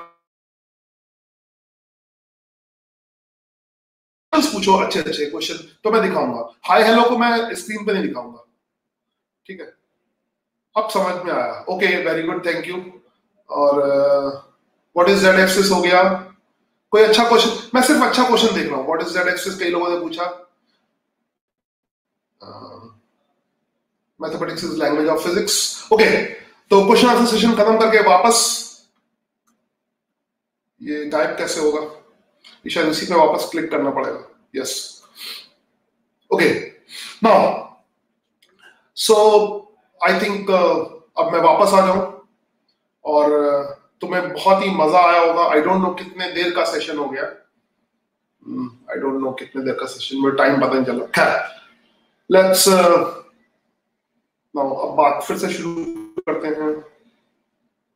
ओके, हाँ, तो ये सवाल का जवाब मिल गया होगा कि डिपेंडेंट वेरिएबल क्या होता है, इंडिपेंडेंट वेरिएबल। आई थिंक अब तुम्हें पता लग जाएगा कि जो डिपेंडेंट वेरिएबल होता है उसकी पावर, इसको छोड़ के बाकी तुम्हें हर जगह, इसमें क्योंकि दोनों की पावर 1 है, यही एक ऐसा केस है जिसमें दोनों की पावर 1 है। यहां पर हल्का सा कंफ्यूजन है एक केस में, बाकी कोई भी केस ऐसा नहीं होगा जहां पर तुम्हें DV is short form dependent variable और IV is short form of independent variable, जहां पर डिपेंडेंट वेरिएबल और इंडिपेंडेंट वेरिएबल में कंफ्यूजन हो। कहीं भी ऐसा नहीं होगा जहां पे डिपेंडेंट वेरिएबल और इंडिपेंडेंट वेरिएबल में कंफ्यूजन हो। तो इसको मैं हटाता हूं। ठीक है, y is equal to x, क्योंकि सबसे सिंपल ग्राफ है इसलिए मैंने लिया है। बाकी अगर y is equal to x square लेता तो थोड़ा बहुत कॉम्प्लिकेशन आ जाता, तो ग्राफ में थोड़ा बहुत कॉम्प्लिकेशन आता है। तो मगर जो चीजें सिंपल के लिए वैलिड होती है वो कॉम्प्लिकेटेड चीजों के सबके लिए वैलिड है। ये जो बता रहा हूं वो हर ग्राफ के लिए बता रहा हूं। ठीक है, y is equal to x में समझाना आसान है।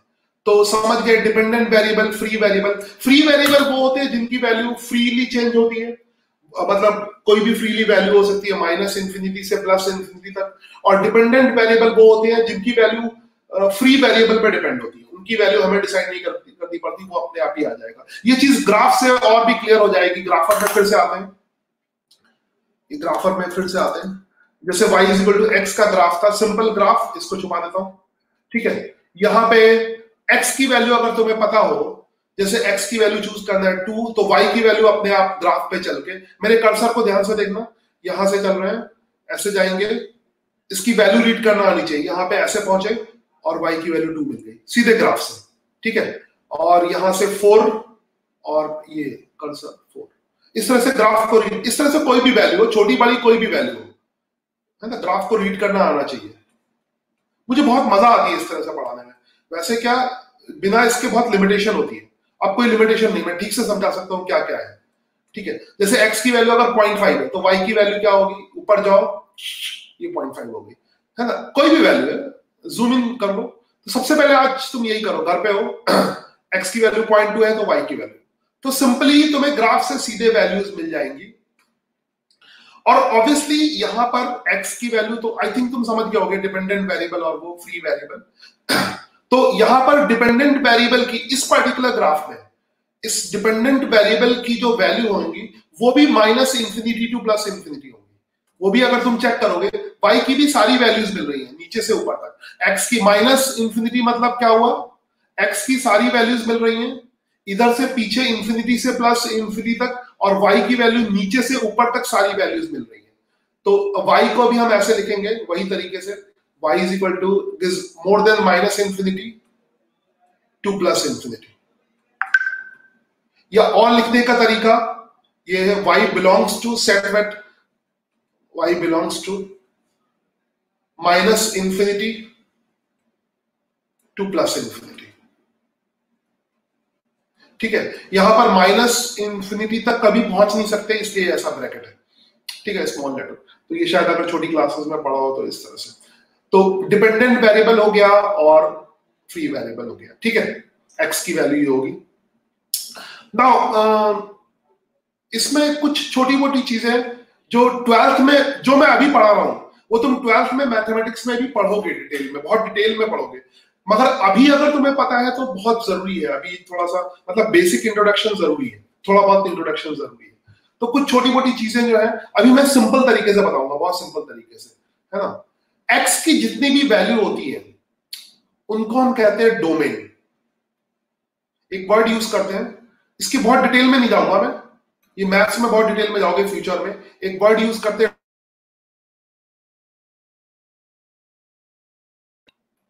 ये होता है for all values of x। ये ऐसा वर्ड है जो फ्यूचर में बहुत आने वाला है, ऑल वैल्यू ऑफ x। मैं सिर्फ कलाकारों के नाम बता रहा हूं, डोमेन एम नहीं लगाया, सॉरी, डोमेन। ठीक है, ये वर्ड तुम बहुत यूज करने वाले हो। नेक्स्ट एक वर्ड है रेंज। मैथ्स में तो पता नहीं, जो लोग 12th में उनसे पूछना domain range, domain range, domain बताओ, रेंज बताओ, डोमेन बताओ, रेंज बताओ, परेशान रहते हैं इससे। इसका मतलब होता है all values of y। Values होगा I think, English, sorry for English, values of y, है ना। x की सारी वैल्यूज को डोमेन कहते हैं और y की सारी वैल्यूज को रेंज कहते हैं। ठीक है, तो x की क्या वैल्यूज होंगी और y की क्या वैल्यूज होंगी ये ग्राफ में ये पता होना चाहिए, ग्राफ की हेल्प से। ठीक है, तो अभी क्या है बेसिक सबके तुम्हें ग्राफ, अब तुम्हारा जो होमवर्क है उसमें बस यही है, घर पे एक बहुत बढ़िया टास्क मिल गया, सबके ग्राफ ग्राफर में प्लॉट करो और देखो और फिर उसको एनालाइज करो, ढंग से एनालाइज करो। तो मैं धीरे धीरे जितने भी ये ग्राफ है, जितने तुम्हें पता होंगे, ऑब्वियसली अब इसमें तुम कुछ भी कर सकते हो, कैसे भी है। अब जो भी तुम पढ़ोगे, अभी तुम लॉग भी पढ़ोगे, लॉग का भी ग्राफ होगा, साइन का पढ़ोगे, साइन एक्स का भी ग्राफ होगा, उस ग्राफ से पढ़ना होगा। अब तुम्हें ग्राफ को पढ़ना होगा, तो तुम्हें ग्राफ को पढ़ना आना चाहिए। पूरी मैथ्स ग्राफ पर बेस्ड है। ठीक है, तुम धीरे धीरे लैंग्वेज बढ़ाओगे। जैसे मैं दूसरे ग्राफ को पढ़ता हूं, अभी तुम्हें रटना नहीं है, दूसरा एक ग्राफ पढ़ता हूं, y is equal to x square. दूसरा एक ग्राफ ले लेता हूं, y is equal to x square. ठीक है, y is equal to x square. I think मुझे I should use black colour. नया टॉपिक शुरू हो रहा है, नया ग्राफ, तो ब्लैक से हेडिंग डाल देता हूं, y is equal to x square. Obviously पहला सवाल है कि इसमें जो डिपेंडेंट वेरिएबल है वो y है और फ्री वेरिएबल क्या है, x है। डिपेंडेंट वेरिएबल y है और फ्री वेरिएबल x है। तो सबसे पहला काम मैं जाता हूं डेस्मो पे, और अभी दिखाया था मैंने y is equal to x square का ग्राफ। तो कोई रटने की जरूरत नहीं है, वो मैथ्स में रट ही लोगे, मैथ्स में सब सिखाएंगे। मैं सिर्फ कहता हूं डेस्मो की हेल्प से प्लॉट करो शुरू में, ये तो अगले साल मैथ में रटने हैं। ठीक है, और फिर 2-3 बार बनाओगे तो अपने आप रट जाएंगे। y is equal to x square. ठीक है, तो मुझे तो इसमें ये बताओ, ये x के अलोंग फ्री वेरिएबल हो गया, y के अलोंग डिपेंडेंट वेरिएबल हो गया। तो अगर y is equal to x square है तो x की वैल्यू कहां से कहां तक होंगी? अगर कमेंट कर सकते हो तो कमेंट करो, x की वैल्यू कहां से कहां तक होंगी? x की वैल्यू, मैं कुछ क्वेश्चन के आंसर ले लेता हूं पहले, कुछ क्वेश्चन अच्छे आए हैं। सर हमें इक्वेशन कहां से मिलेंगी? ये बहुत बढ़िया क्वेश्चन है। सर हमें इक्वेशन कहां से मिलेंगी? ठीक है, अभी तक अगर तुमने साइंस पढ़ा होगा, अलजेब्रा कहीं पे पढ़ी होगी, तो एक देखा y equal to x square, y equal to x cube, कितनी पॉलिनोमियल, कितनी इक्वेशन है, पॉलिनोमियल पढ़ा है ना 10th में, तो ये तो वहां से मिलेंगी। और तुम अपने आप से हजारों सोच सकते हो, कुछ भी कर दो, सबके ग्राफ होंगे, जो अपनी मर्जी से सोच लो।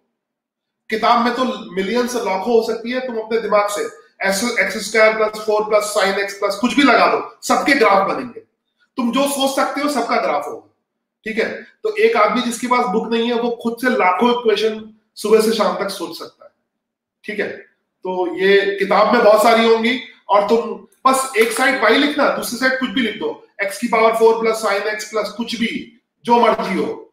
जैसे मैं अभी बताऊं, अभी मैंने कहीं से रटा नहीं है कुछ भी, अपनी एक्स स्क्वायर लिखा प्लस साइन एक्स प्लस जो भी मर्जी हो लिख दो, प्लस कुछ भी रूट एक्स, ये प्लस और लॉग एक्स लगा दो, सबके ग्राफ होंगे। ये ग्राफर में एंटर करोगे सबके ग्राफ आएंगे, ठीक है। तो अपनी मर्जी से बना सकते हो, और मैथ्स जिससे बनाई वो अपनी मर्जी से ही बनाया होगा ना, किताब पहले थोड़ी ना बनी, पहले दिमाग बना फिर किताब बनी। इस क्वेश्चन का आंसर खत्म। इक्वेशन और नेक्स्ट है नेगेटिव इंफिनिटी से पॉजिटिव इंफिनिटी। अच्छा ये आंसर आया, वेरी गुड। तो जो y equal to x square है उसमें जो x की वैल्यू होगी वो minus infinity to plus infinity होगी, वेरी गुड, है ना। मेरे क्वेश्चन का आंसर दे दिया, ये बहुत सारे बच्चों ने आंसर दे रहा है, negative to positive infinity, very good.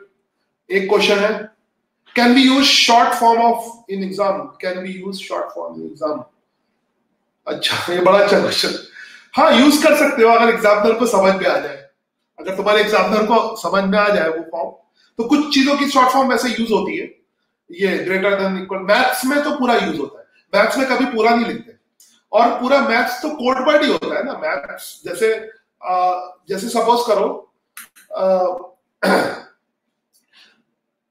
एक लेमैन जानता है कि अर्थ और सन के बीच में ग्रेविटेशनल फोर्स लगता है, मैं सवाल का आंसर दे रहा हूं, ठीक है। एक जो सिंपल लेमैन होगा वो जानता है कि अर्थ और सन के बीच में ग्रेविटेशनल फोर्स लगता है। अर्थ तुम्हें बचपन से पता होगा, अभी 10th क्लास तक तो तुम भी लेमैन ही हो, ठीक है। अभी तुम साइंस में लेमैन हो, साइंस सच में 11th से जो असली साइंस होती है जिसको हम वर्ड्स में एक्सप्रेस नहीं कर सकते, मैथ्स वाली साइंस कुछ हद तक वो 11th के बाद शुरू होती है। तो मतलब सिंपल एक्सपेरिमेंटल साइंस से तो पता है कि जितने भी अर्थ अट्रैक्ट्स मून है, सन, जो भी है, कोई भी सेलेस्टियल बॉडीज है, कोई भी मास वाली बॉडीज है, उनके बीच में ग्रेविटेशनल फोर्स लगता है, ठीक है। तो इसको तुम एक्सप्लेन, मगर इसकी कोडिंग क्या है, इसका कोड वर्ड क्या है, न्यूटन्स लॉ ऑफ ग्रेविटेशन, इसका कोड वर्ड है F equal to G m1 m2 divided by r square. अब जो 11th क्लास में या 10th में भी शायद पढ़ा हुआ, आई थिंक 11th में ग्रेविटेशन, जो 11th क्लास का बच्चा होगा जो हायर साइंस पढ़ेगा वो ये थोड़ी ना कहेगा कि अर्थ मून को अट्रैक्ट करता है, वो सिर्फ एक वर्ड लिख देगा F equal to G m1 m2 divided by r square. अब इसमें सब आ गया, अब इसमें कोई भी यूनिवर्स का कोई भी प्लैनेट दूसरे प्लैनेट को या कोई भी पार्टिकल किसी दूसरे पार्टिकल को अट्रैक्ट करता है, ये इस इक्वेशन में है। I think I will show this equation. हाँ, ये Newton's law of gravitation, just ये तुमने लिख दिया अगर किसी को पता है, gravity G m1 m2 divided by r square. अब ये क्या लिखा हुआ है, ये लिखा हुआ है कि दुनिया स्क्वायर, सॉरी क्यूब नहीं स्क्वायर, दुनिया का कोई भी एक पार्टिकल दूसरे पार्टिकल को अट्रैक्ट करता है, चाहे वो सन हो, मून हो, कोई भी हो, सारे स्टार्स हो, सभी के लिए सभी के ग्रेविटेशनल फोर्स के बारे में ये चीज आ गई, समझ आएगा। तो अब तुम कोड बनाना सीखोगे, जैसे मैथ्स में तो ऑब्वियसली हम एग्जाम में तो यही कोड वर्ड यूज करेंगे, ऑब्वियसली टीचर को ये पता ही होगा, तो कोड में लिख सकते हो, नो प्रॉब्लम। आई थिंक इसका एक सवाल का आंसर दे दिया,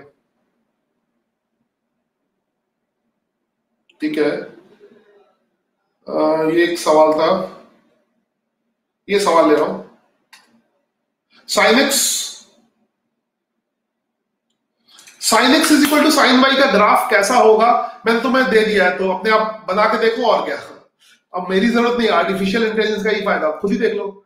साइन एक्स वाई इधर लिख लो, sine y is equal to sine x, ये मैंने भी नहीं सोचा था, sine y is equal to sine x, नहीं बनेगा, ये ऐसा होगा, जरूरत नहीं है, ये हो गया, इस तरह से होगा, sine y is equal to sine x. वैसे ड्रॉ करने में बहुत अजीब सा होगा, ये होगा, ये लो होगा, ये sine y is equal to sine x. तुमने बोला sine y is equal to sine x, graph कैसा आ गया? ये तो कभी खत्म ही नहीं होगा। This is graph of sine y is equal to sine x, और आई डोंट थिंक कि कोई इसको ड्रॉ कर सकता है।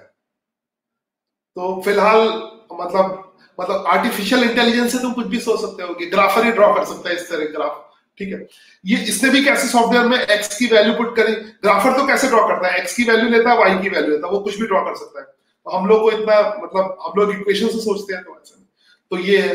तो ऐसे कुछ भी सोचो, सबके ग्राफ आ जाएंगे, ठीक है। इस ग्राफर में सभी के ग्राफ आ जाएंगे, क्या? This formula was 9th standard, yes 9th standard से फॉर्मूले, हाँ ये फॉर्मूला 9th स्टैंडर्ड में है।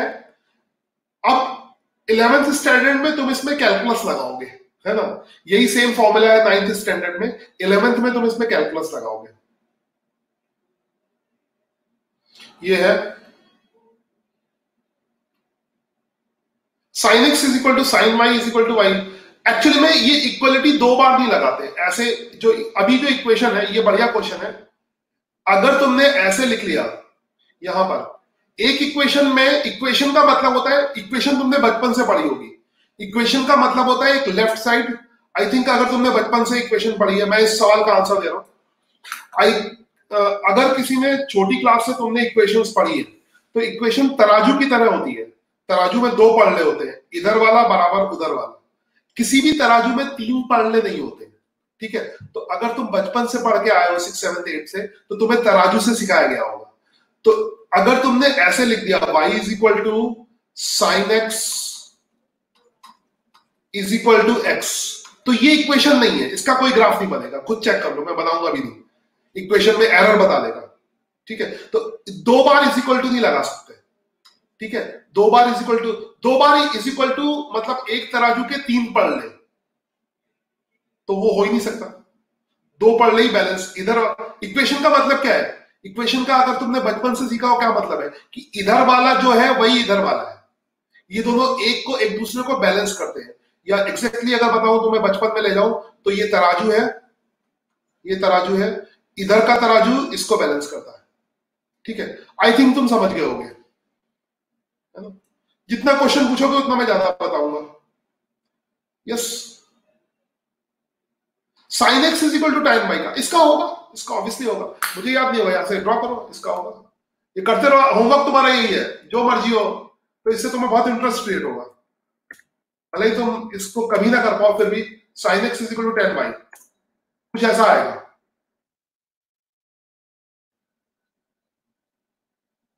The equation contains fine details as sin x is equal to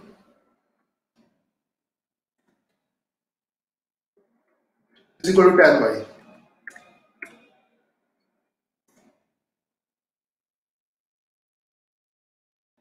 इसको कंप्यूटर में फुली रिजॉल्व नहीं कर पा रहा है, कुछ फाइन डिटेल्स नहीं बता पा रहा है, तो यू कैन से कि इस पे ये भी हार गया। हर चीज कंप्यूटर भी सॉल्व नहीं कर सकता। तो कह रहा the equation contain fine details that has not been fully resolve. तो आई डोंट थिंक कि इसमें ज्यादा जाओगे, तो फिलहाल इसमें देख के, तो ऑब्वियसली ये सब तुम्हें कोई देगा नहीं ग्राफ, इस तरह के ग्राफ उल्टे सीधे, मगर तुम कुछ सोच सकते हो। Okay, I think you understand. आपके बाद 11th का क्लास कौन लेगा ये मुझे भी नहीं पता, ठीक है, फिलहाल तो नहीं पता। आई थिंक अभी क्लास चलने दो।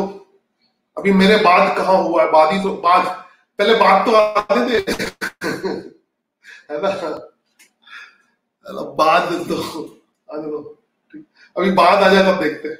ओके, हटा दो इसको, दिस इज कमेंट जिसका मैं आंसर दे रहा था, अभी मेरा बाद ही नहीं आया। ओके, तुम फिलहाल मैं इन सवाल का जो ग्राफ के सवाल है उसके आंसर नहीं दे रहा, ठीक है। फिलहाल मैं कुछ और बताने की कोशिश कर रहा हूं।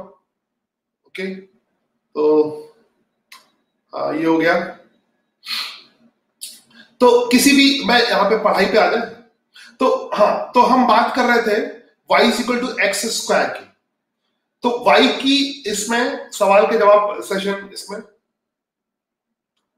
ओके, तो ये तुम खुद ही ग्राफर में देख लेना कैसा ग्राफ होगा। इसमें मैं अगला सवाल पूछता हूँ, ये जो इक्वेशन है इसका ग्राफ एक्चुअली में पहला काम क्या करता है, तुम्हें इसका ग्राफ, कुछ जो इक्वेशन बता रहा हूं उनकी ग्राफ अच्छी तरह से याद कर दें।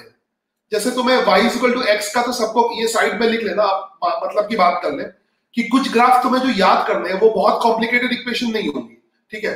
जैसे y = x का ग्राफ तो बचपन से याद रहता है, तो इसका ग्राफ तुम्हें रटना है, अच्छी तरह से याद करना है, तो ग्राफर से बना के याद कर लेना।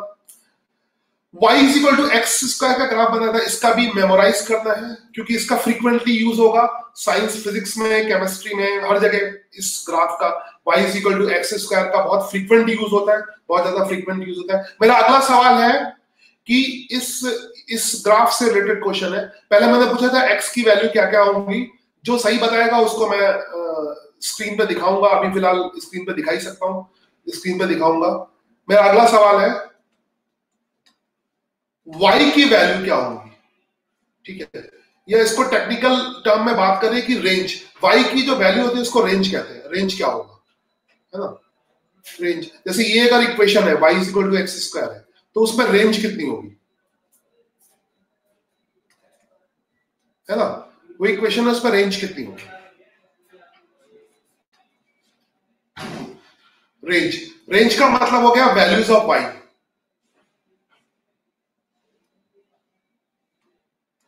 वैल्यूज ऑफ y की वैल्यू क्या होगी, रेंज क्या होगी। तो I am waiting for comment box, अगर जल्दी से कमेंट आ जाता तो देखता हूं। लॉग, अभी फिलहाल लॉग मैं शुरू करूंगा, लॉग बताऊंगा next, I think next class जो भी होगी तो लॉग पहले बताऊंगा, टेंशन मत लो, 1-2 क्लासेस के बाद लॉग बताऊंगा। व्हाट इज, इस सवाल का आंसर दे रहा हूं, व्हाट इज लॉग, ये शायद एक अगली क्लास में या उससे अगली क्लास में पता लग जाएगा तुम्हें। लॉग की अच्छी प्रैक्टिस कराऊंगा। उसके बाद है,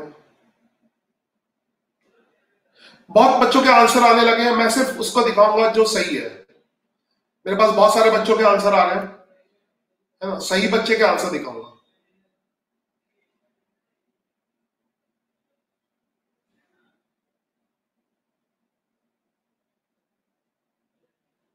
जो सही आंसर है, वैसे बहुत लोगों ने सही दिया, मगर सबसे परफेक्ट आंसर है ये वाला,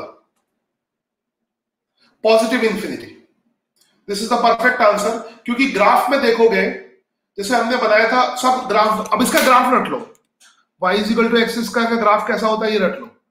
ये जो है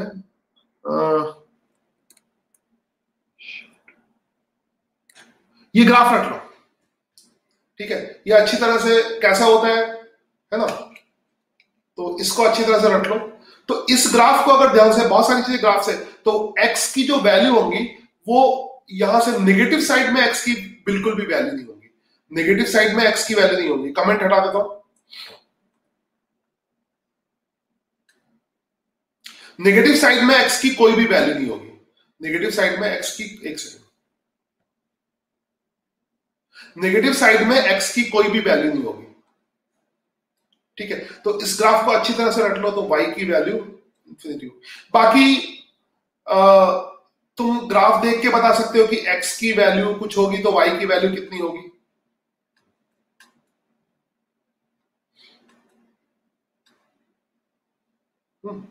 x की वैल्यू, जैसे x जो अब ये तुम्हें बचपन से सिखाया गया होगा, x की कोई भी वैल्यू पुट करोगे तो y की इधर वैल्यू आ जाएगी। यानी x की वैल्यू अगर तुम 2 पुट करोगे, मान लो अब तुम्हें कोई पर्टिकुलर वैल्यू चाहिए तो y की वैल्यू x² है ना।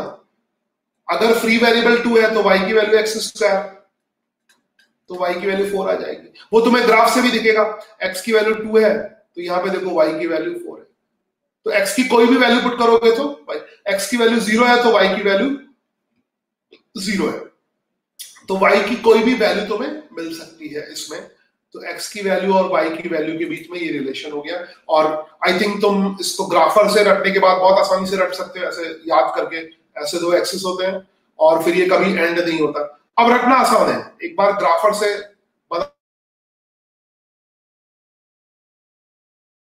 हर बच्चा रट लेगा अच्छी तरह से, तो x की जो वैल्यू होगी उसके अकॉर्डिंग फिर y की वैल्यू हो जाएगी, और ये किसी भी ग्राफ को लेके, अब log x वगैरह वगैरह सब ग्राफ से ही अच्छी तरह से समझ में आएगा, ठीक है। थोड़ी बहुत चीजें और बता दूं, जैसे थोड़ी बहुत चीजें बताना क्योंकि ग्राफर की हेल्प से बहुत आसान है। जरा हम ये करते हैं, थोड़ी सी चीज देखते हैं हल्का सा, है ना। तो मैं सीधा रूल बताता हूं, बाद में छोटे छोटे रूल याद आ जाएंगे, जैसे जो ग्राफर भी ना हो तब भी काम आएंगे।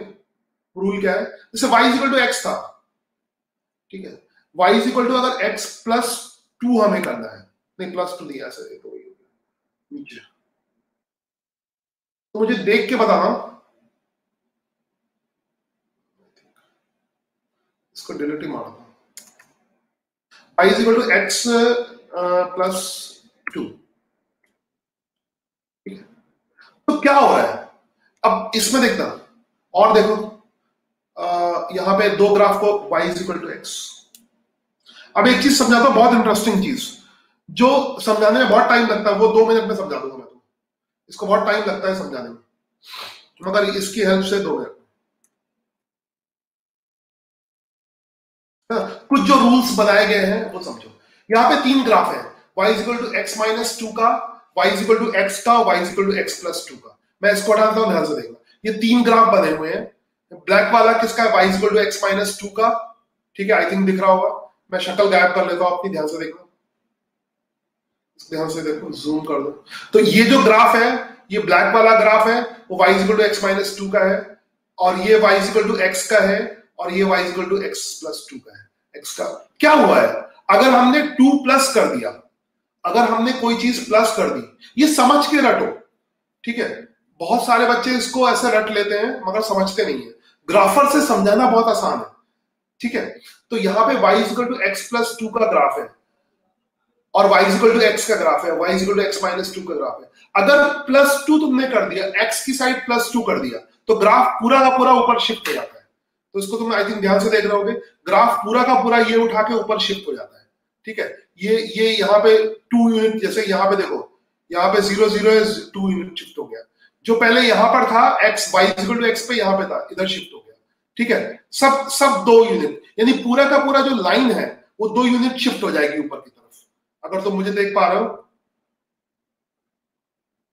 ठीक है। अगर ऐसे लाइन है, ये इस तरह से लाइन है, आई थिंक तुम्हें कैमरा दिख रहा होगा, ये ऐसे दिखाऊं, ये पूरा ऐसे शिफ्ट हो जाता है। x प्लस 2 में पूरी लाइन ऐसे शिफ्ट हो जाएगी, इससे देखो, अगर ये लाइन है तो x प्लस 2 में ऊपर शिफ्ट हो जाएगी, x माइनस 2 में नीचे शिफ्ट हो जाएगी, ठीक है। तो ये तुम्हें ग्राफ से क्लियर हो जाएगा कि x प्लस 2 की जो लाइन है, यहाँ पे x प्लस 2 की लाइन ऊपर की तरफ शिफ्ट हो जाएगी, और x माइनस 2 की लाइन नीचे की तरफ शिफ्ट हो जाएगी, ठीक है। तो आई थिंक ये कंक्लूजन तुम्हें समझ में आया होगा, बहुत इंटरेस्टिंग है, ठीक है। और अभी तक इतनी देर पढ़ चुके हो और तुम बिल्कुल भी बोर नहीं हो रहे हो, और बहुत जो बोर नहीं हो रहे हैं उन्हीं को sorry, positive okay, positive negative okay, clear है, ओके।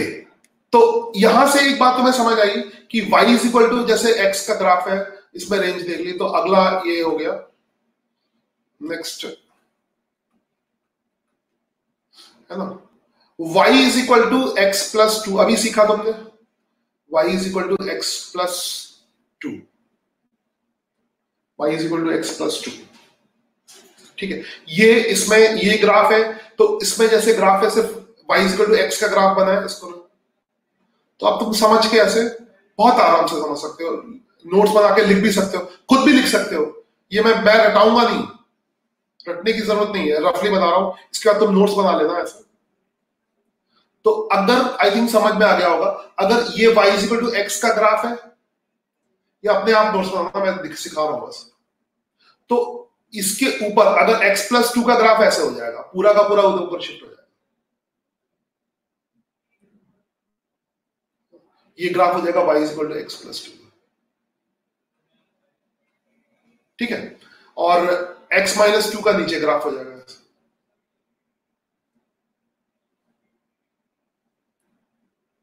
ये y is equal to x minus 2 का ग्राफ हो जाएगा।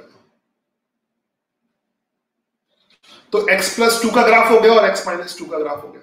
तो आराम से बहुत सारी चीजें बता सकते हो, जैसे इसको चेक कर सकते हो, यहाँ पे ग्राफर से भी चेक कर सकते हो, जैसे इस ग्राफ में तुम चेक कर सकते हो कि y की वैल्यू, अब इसमें बहुत सारी, मतलब ये मैं तुम्हें सिर्फ ये सब पढ़ा रहा हूँ, फिजिक्स केमिस्ट्री मैथ, मतलब सब इसमें इंक्लूड हो जाता है, ठीक है। सारी चीजें, ये छोटी छोटी चीजें, ये बेसिकली लैंग्वेज है, ये आना चाहिए तभी आगे की चीज आएगी।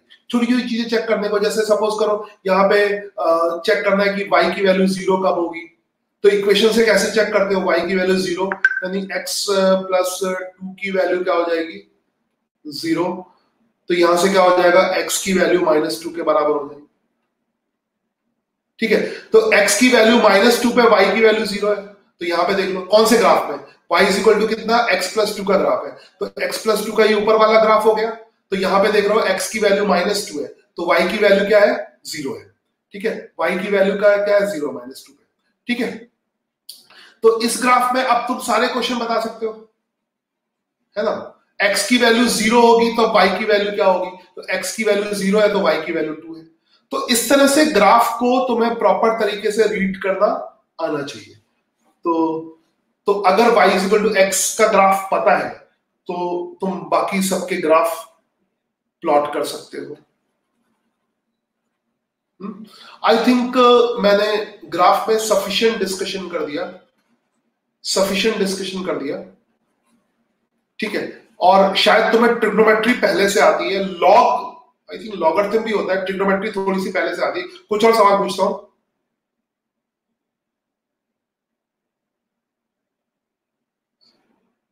y is equal to x minus 2 का ऐसे होगा ना, नीचे हो जाएगा ना।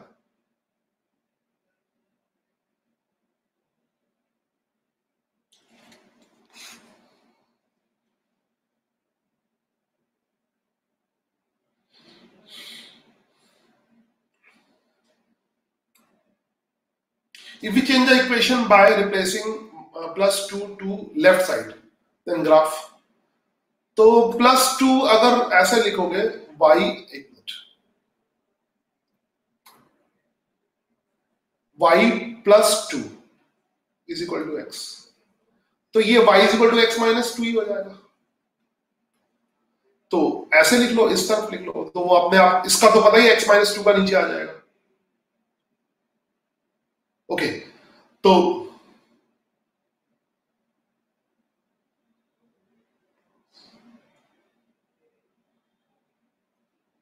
ये बड़ा अच्छा क्वेश्चन है। क्लास एवरीडे होगी, क्लास जब मर्जी हो तब, ऑनलाइन क्लास में क्या है, जब मैं तो घर पे बैठ के कभी भी, ये तुम जब मर्जी हो क्लास में पढ़ सकते हो, उसमें क्या, ये टेक्निक का ही फायदा है, जब चाहे तब सीख सकते हो, जितना चाहे उतना सीख सकते हो। That is the answer of above question. Above question कौन सा था? अभी मैं फिलहाल थोड़े और इंटरेस्टिंग चीजें बताता हूँ ग्राफ के बारे में। ग्राफ में तो कितना भी डिस्कशन कर सकते हैं, और तुम 2 साल तक ग्राफ पढ़ोगे, तो बस इसके बाद फिर मैं लॉग की शुरुआत करूंगा। जस्ट लॉग शुरू करेंगे, लॉग का पहले बेसिक्स समझेंगे। ग्राफ में इतना, ग्राफ एक्चुअली में सच बात तो ये है ना,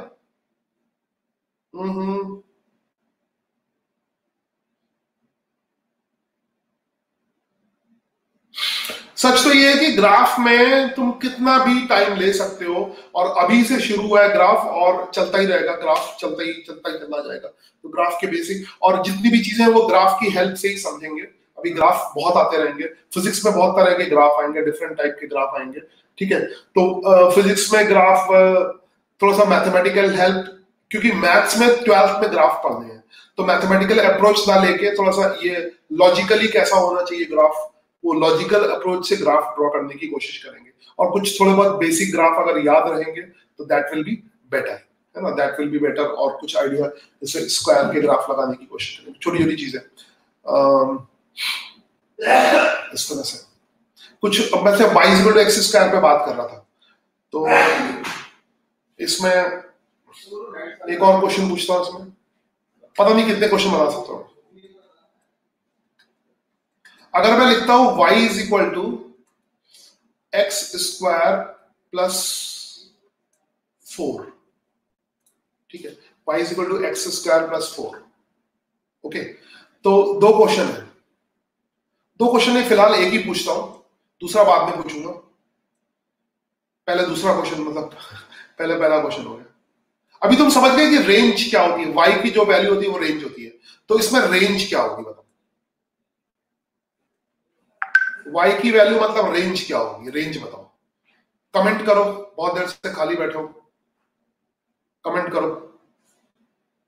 y is equal to x square plus 4 है, सोचो रेंज क्या होगी, एक्स स्क्वायर प्लस 4 है। सोच के बताओ, थोड़ा डिफिकल्ट क्वेश्चन दे दिया। रेंज मतलब y की जो सारी वैल्यूज है उसको कैसे रिप्रेजेंट करेंगे, y की सारी values. Yes yes yes, method is same. Range क्या होगी? आई थिंक मैं अपना मुंडा छोटा कर लेता हूँ, मैं बीच बीच में शक्ल दिखाने लगता हूँ। Just shift, yes method is good, just shift by -2 नहीं, बाय +2, -2 नहीं।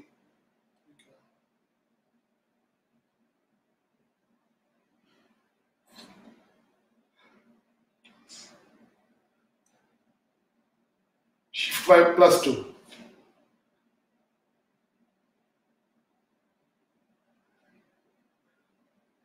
ये क्या मुझे नेक्स्ट क्लास या नहीं है, नेक्स्ट क्लास है या नहीं है? अभी ये क्लास तो खत्म होने दे भाई, ये क्लास खत्म होगी तभी तो नेक्स्ट क्लास के बारे में सोचेगा। पहले ये तो जो क्लास है उसी में तो काम कर। रेंज क्या होगी बताओ, फालतू कमेंट मत करो, रेंज क्या है वो बताओ।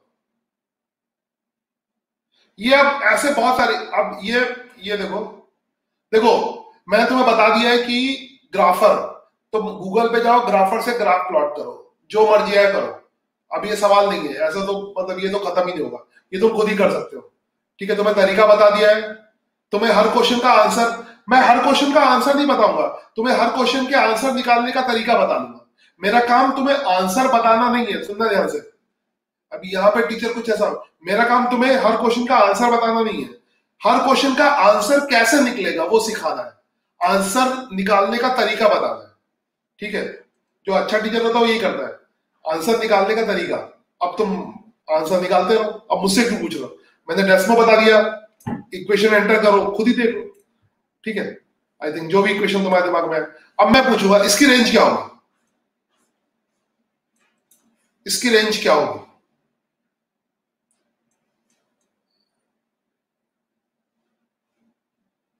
इसकी रेंज के लिए कमेंट करो। Positive infinity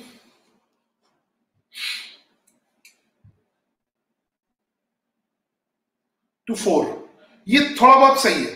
this answer is थोड़ा बहुत सही, शो कर रहा हूं, ये थोड़ा थोड़ा सही है।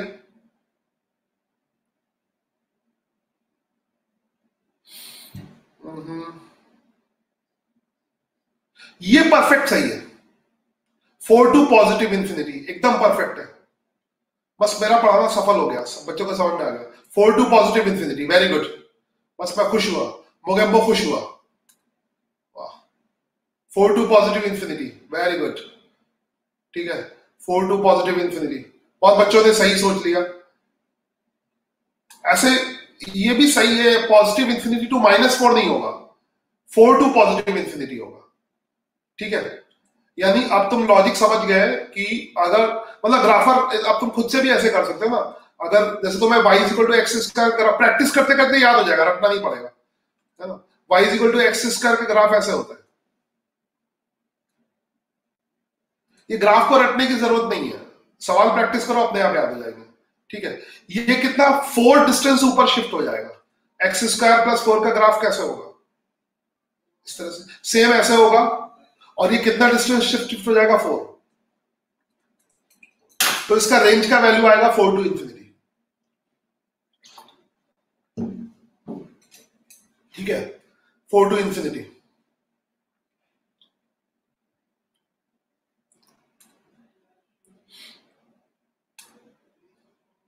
It is not minus, it is so, okay very good. तो गलती से पढ़ लिया, वो कम टाइप, माइनस नहीं है।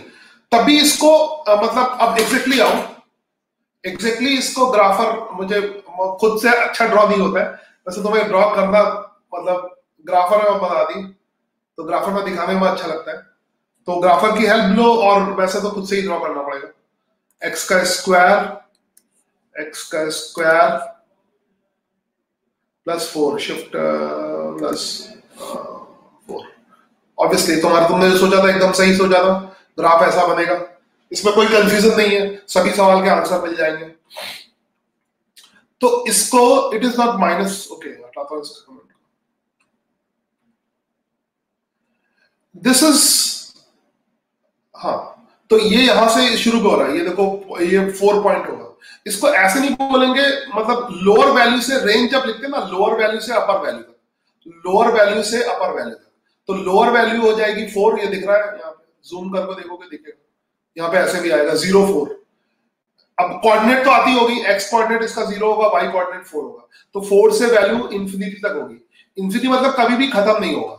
ये रियल में ग्राफ है, ये सचमुच तुम्हें फील आएगी, है ना, ये कभी खत्म नहीं हो रहा। पेपर पे तो खत्म हो जाता है, पेपर पे ये सही नहीं बना है, यहाँ पे लगता है खत्म हो जाता है, मगर कभी खत्म नहीं होगा। ये कभी भी खत्म नहीं होगा ग्राफ,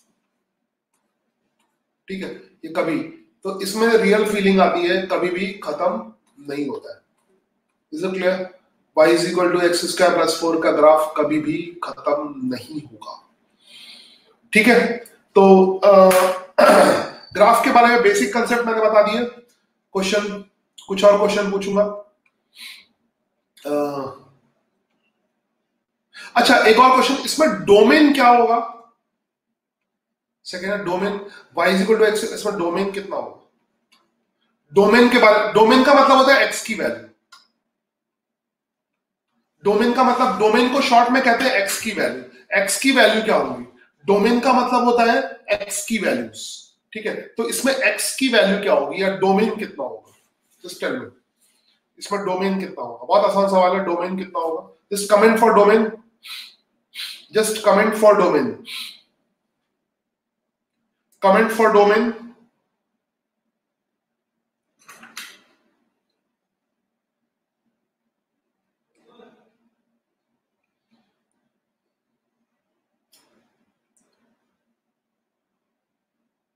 ओके, समझ गया। ओके, तब भी 4 टू इंफिनिटी लोअर से, अब बस मैं इतना कह रहा हूं इसके बारे में कि ओके समझ गया, इट इज नॉट माइनस, समझ गया, बट फिर भी 4 टू इंफिनिटी लिखते हैं, सही है।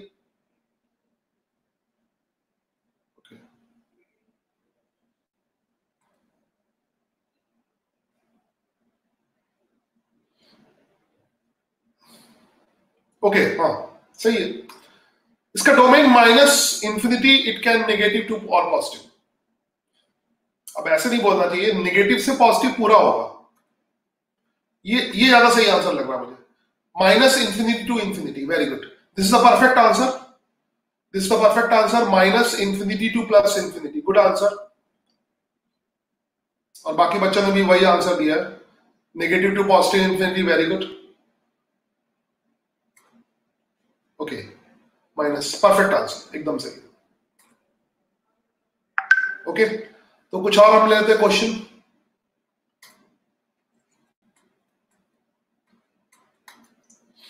y is equal to sine x,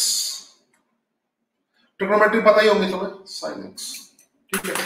इसका ग्राफर मैं बना देता हूं, ग्राफर में बना के फिर रट लो, है ना। ऐसे भी तुम्हें बनाओ तो रखना ही पड़ेगा, y is equal to sine x, फिर वैसे ही बनाओ सिखा देता हूं। फिजिक्स में y is equal to sine x बहुत आता है, ट्रिग्नोमेट्रिकल बहुत आता है साइन एक्स। तो यहां पे इसको ढंग से पहचान लो, ये ग्राफ ऐसा होगा, ग्राफर देख के, ये ग्राफ है y is equal to sine x का, ये ग्राफ है y is equal to sine x का, ये कुछ ऐसा होता है, ये कुछ ऐसा होता है, ठीक है, दिख गया, ये ग्राफ है।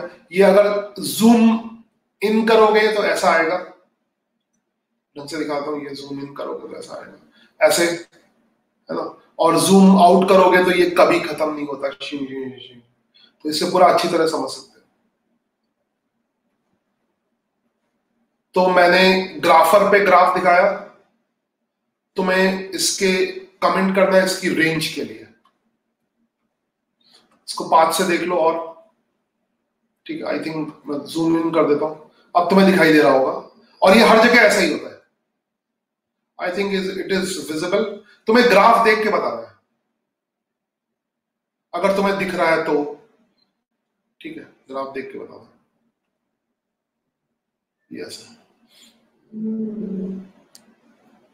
तो इसका y is equal to sine x है, इसका भी पहला सवाल वही है, इसका रेंज क्या होगा?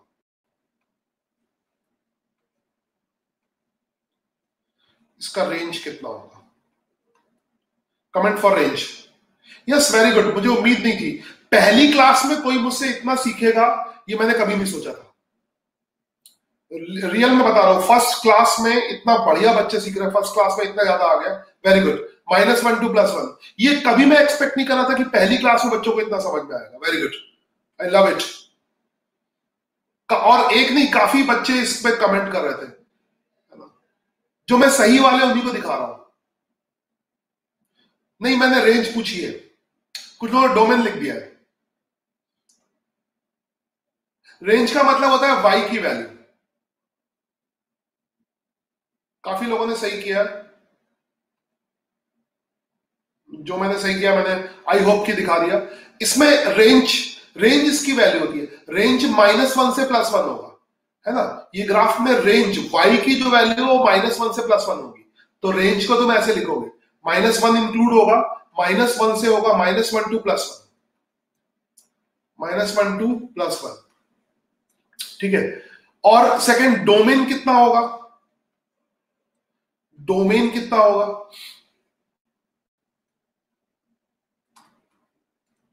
डोमेन कितना होगा?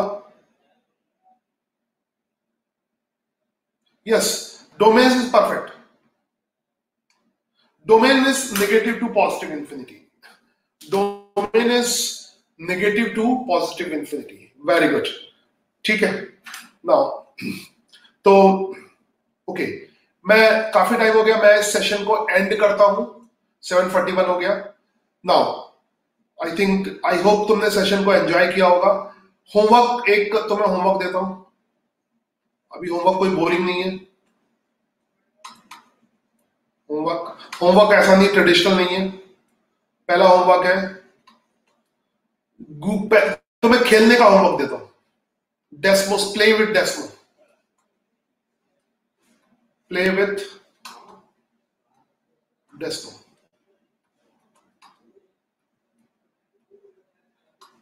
Play with Desmos. डेस्मो से ग्राफ का सब कुछ आप में जाना, कल से नहीं दिक्कत नहीं होगा, इशू तो आप बोल दिया उसका। हाँ ठीक है, इसमें इस क्लास में हाँ नहीं, ये तो 11 वाली है। हाँ तो 4 बजे से रहेगा ना, 4 से 8 का। तो इनको बोल दीजिए कल सबको 4 बजे शार्प आना। हाँ, कल 4 बजे से शार्प आना है। कल से नेट की दिक्कत नहीं आएगी कोई, है जो आज नेट की दिक्कत आई है वो कल से नहीं आएगी। तो तुम्हारा होमवर्क है प्ले विद डेस्मो, और जो तुम्हारे दिमाग में आता है उसका ग्राफ पेपर पे बनाओ, ठीक है। कुछ मैं देता हूं कि जो सैंपल y = x का तो बना ही लिखा है, x² प्लस डेस्मो की हेल्प से, वैसे नहीं बनाना है, ठीक है, वैसा नहीं। ग्राफ का कल अगले क्लास में लॉग का इंट्रोडक्शन दूंगा, और ये अभी 2 साल चलेगा ग्राफ का टॉपिक तुम्हारा। मैथ्स में बहुत लंबा होगा, तो कुछ अपने मन से सोच लेना।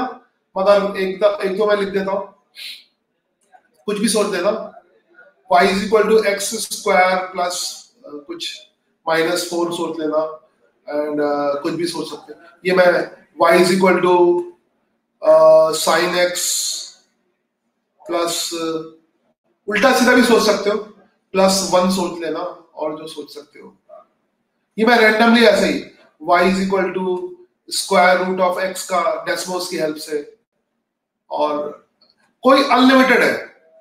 I can give you unlimited homework, √x + 2 अपने मन से बना दो, तो सिंपल पढ़ा है तुमने, है ना। 5, ये सब डेस्मोस पे ड्रॉ करके देखना। y = √x प्लस समथिंग, कुछ भी 4। बाकी उल्टा सीधा जो भी करना चाहो कर सकते हो। फिर से एक सवाल फिर से करना। What is differential calculus? इसका फिलहाल आंसर है कि ग्राफ सीख लो तो डिफरेंशियल तुम्हें आ जाएगा, ठीक है। सीखो, जैसे सुभाष चंद्र बोस ने बोला था, तुम मुझे खून दो मैं तुम्हें आजादी दूंगा। मैं बोलता हूं तुम ग्राफ सीख लो, तुम्हें डिफरेंशियल कैलकुलस आ जाएगी, ठीक है। तुम मुझे खून दो मैं तुम्हें आजादी दूंगा। मेरा कहना है तुम ग्राफ प्रैक्टिस कर लो, तुम्हें डिफरेंशियल कैलकुलस आ जाएगी, ठीक है। Just practice on graph, differential calculus will be very easy. तो आगे सब बातें हम ग्राफ के बारे में करेंगे, जो भी है आगे का सारा डिस्कशन ग्राफ के बारे में है। तो तुम यही होमवर्क है, घर पे बैठे जैसे गेम खेलते हो, जैसे पबजी खेलते हो वैसे डेस्मो खेलना। जस्ट लाइक पबजी की जगह अब नया गेम है, ठीक है। तो लास्ट कमेंट है ना, पबजी छोड़ो डेस्मोस, प्ले विद डेस्मो, ठीक है। पबजी की जगह क्या यूज करना है, जो लोग पबजी यूज करते हैं उसकी जगह Desmo. Desmo, play with Desmo. तो तुम्हें बस नया गेम दे रहा हूं, इसको खेलने से तुम्हें कोई फायदा नहीं होगा, सिर्फ टाइम पास होगा, नुकसान होगा। डेस्मो खेलने से तुम्हें बहुत फायदा होगा, बस ढंग के गेम खेलो, ठीक है। I think you have enjoyed the first lecture on the graph. Next lecture हम लोग लॉग पे, पावर पे, एक्सपोनेंट पे नेक्स्ट। और एक बात समझ लो, ग्राफ जो है, अब जब तक तुम साइंस पढ़ोगे तो हर चीज ग्राफ से ही एक्सप्लेन होगी, बिना ग्राफ के कुछ भी नहीं होता। इसलिए ग्राफ के साथ बी फैमिलियर विद ग्राफ, और उसका सबसे बढ़िया तरीका है डेस्मो। ओके, चलो बाय।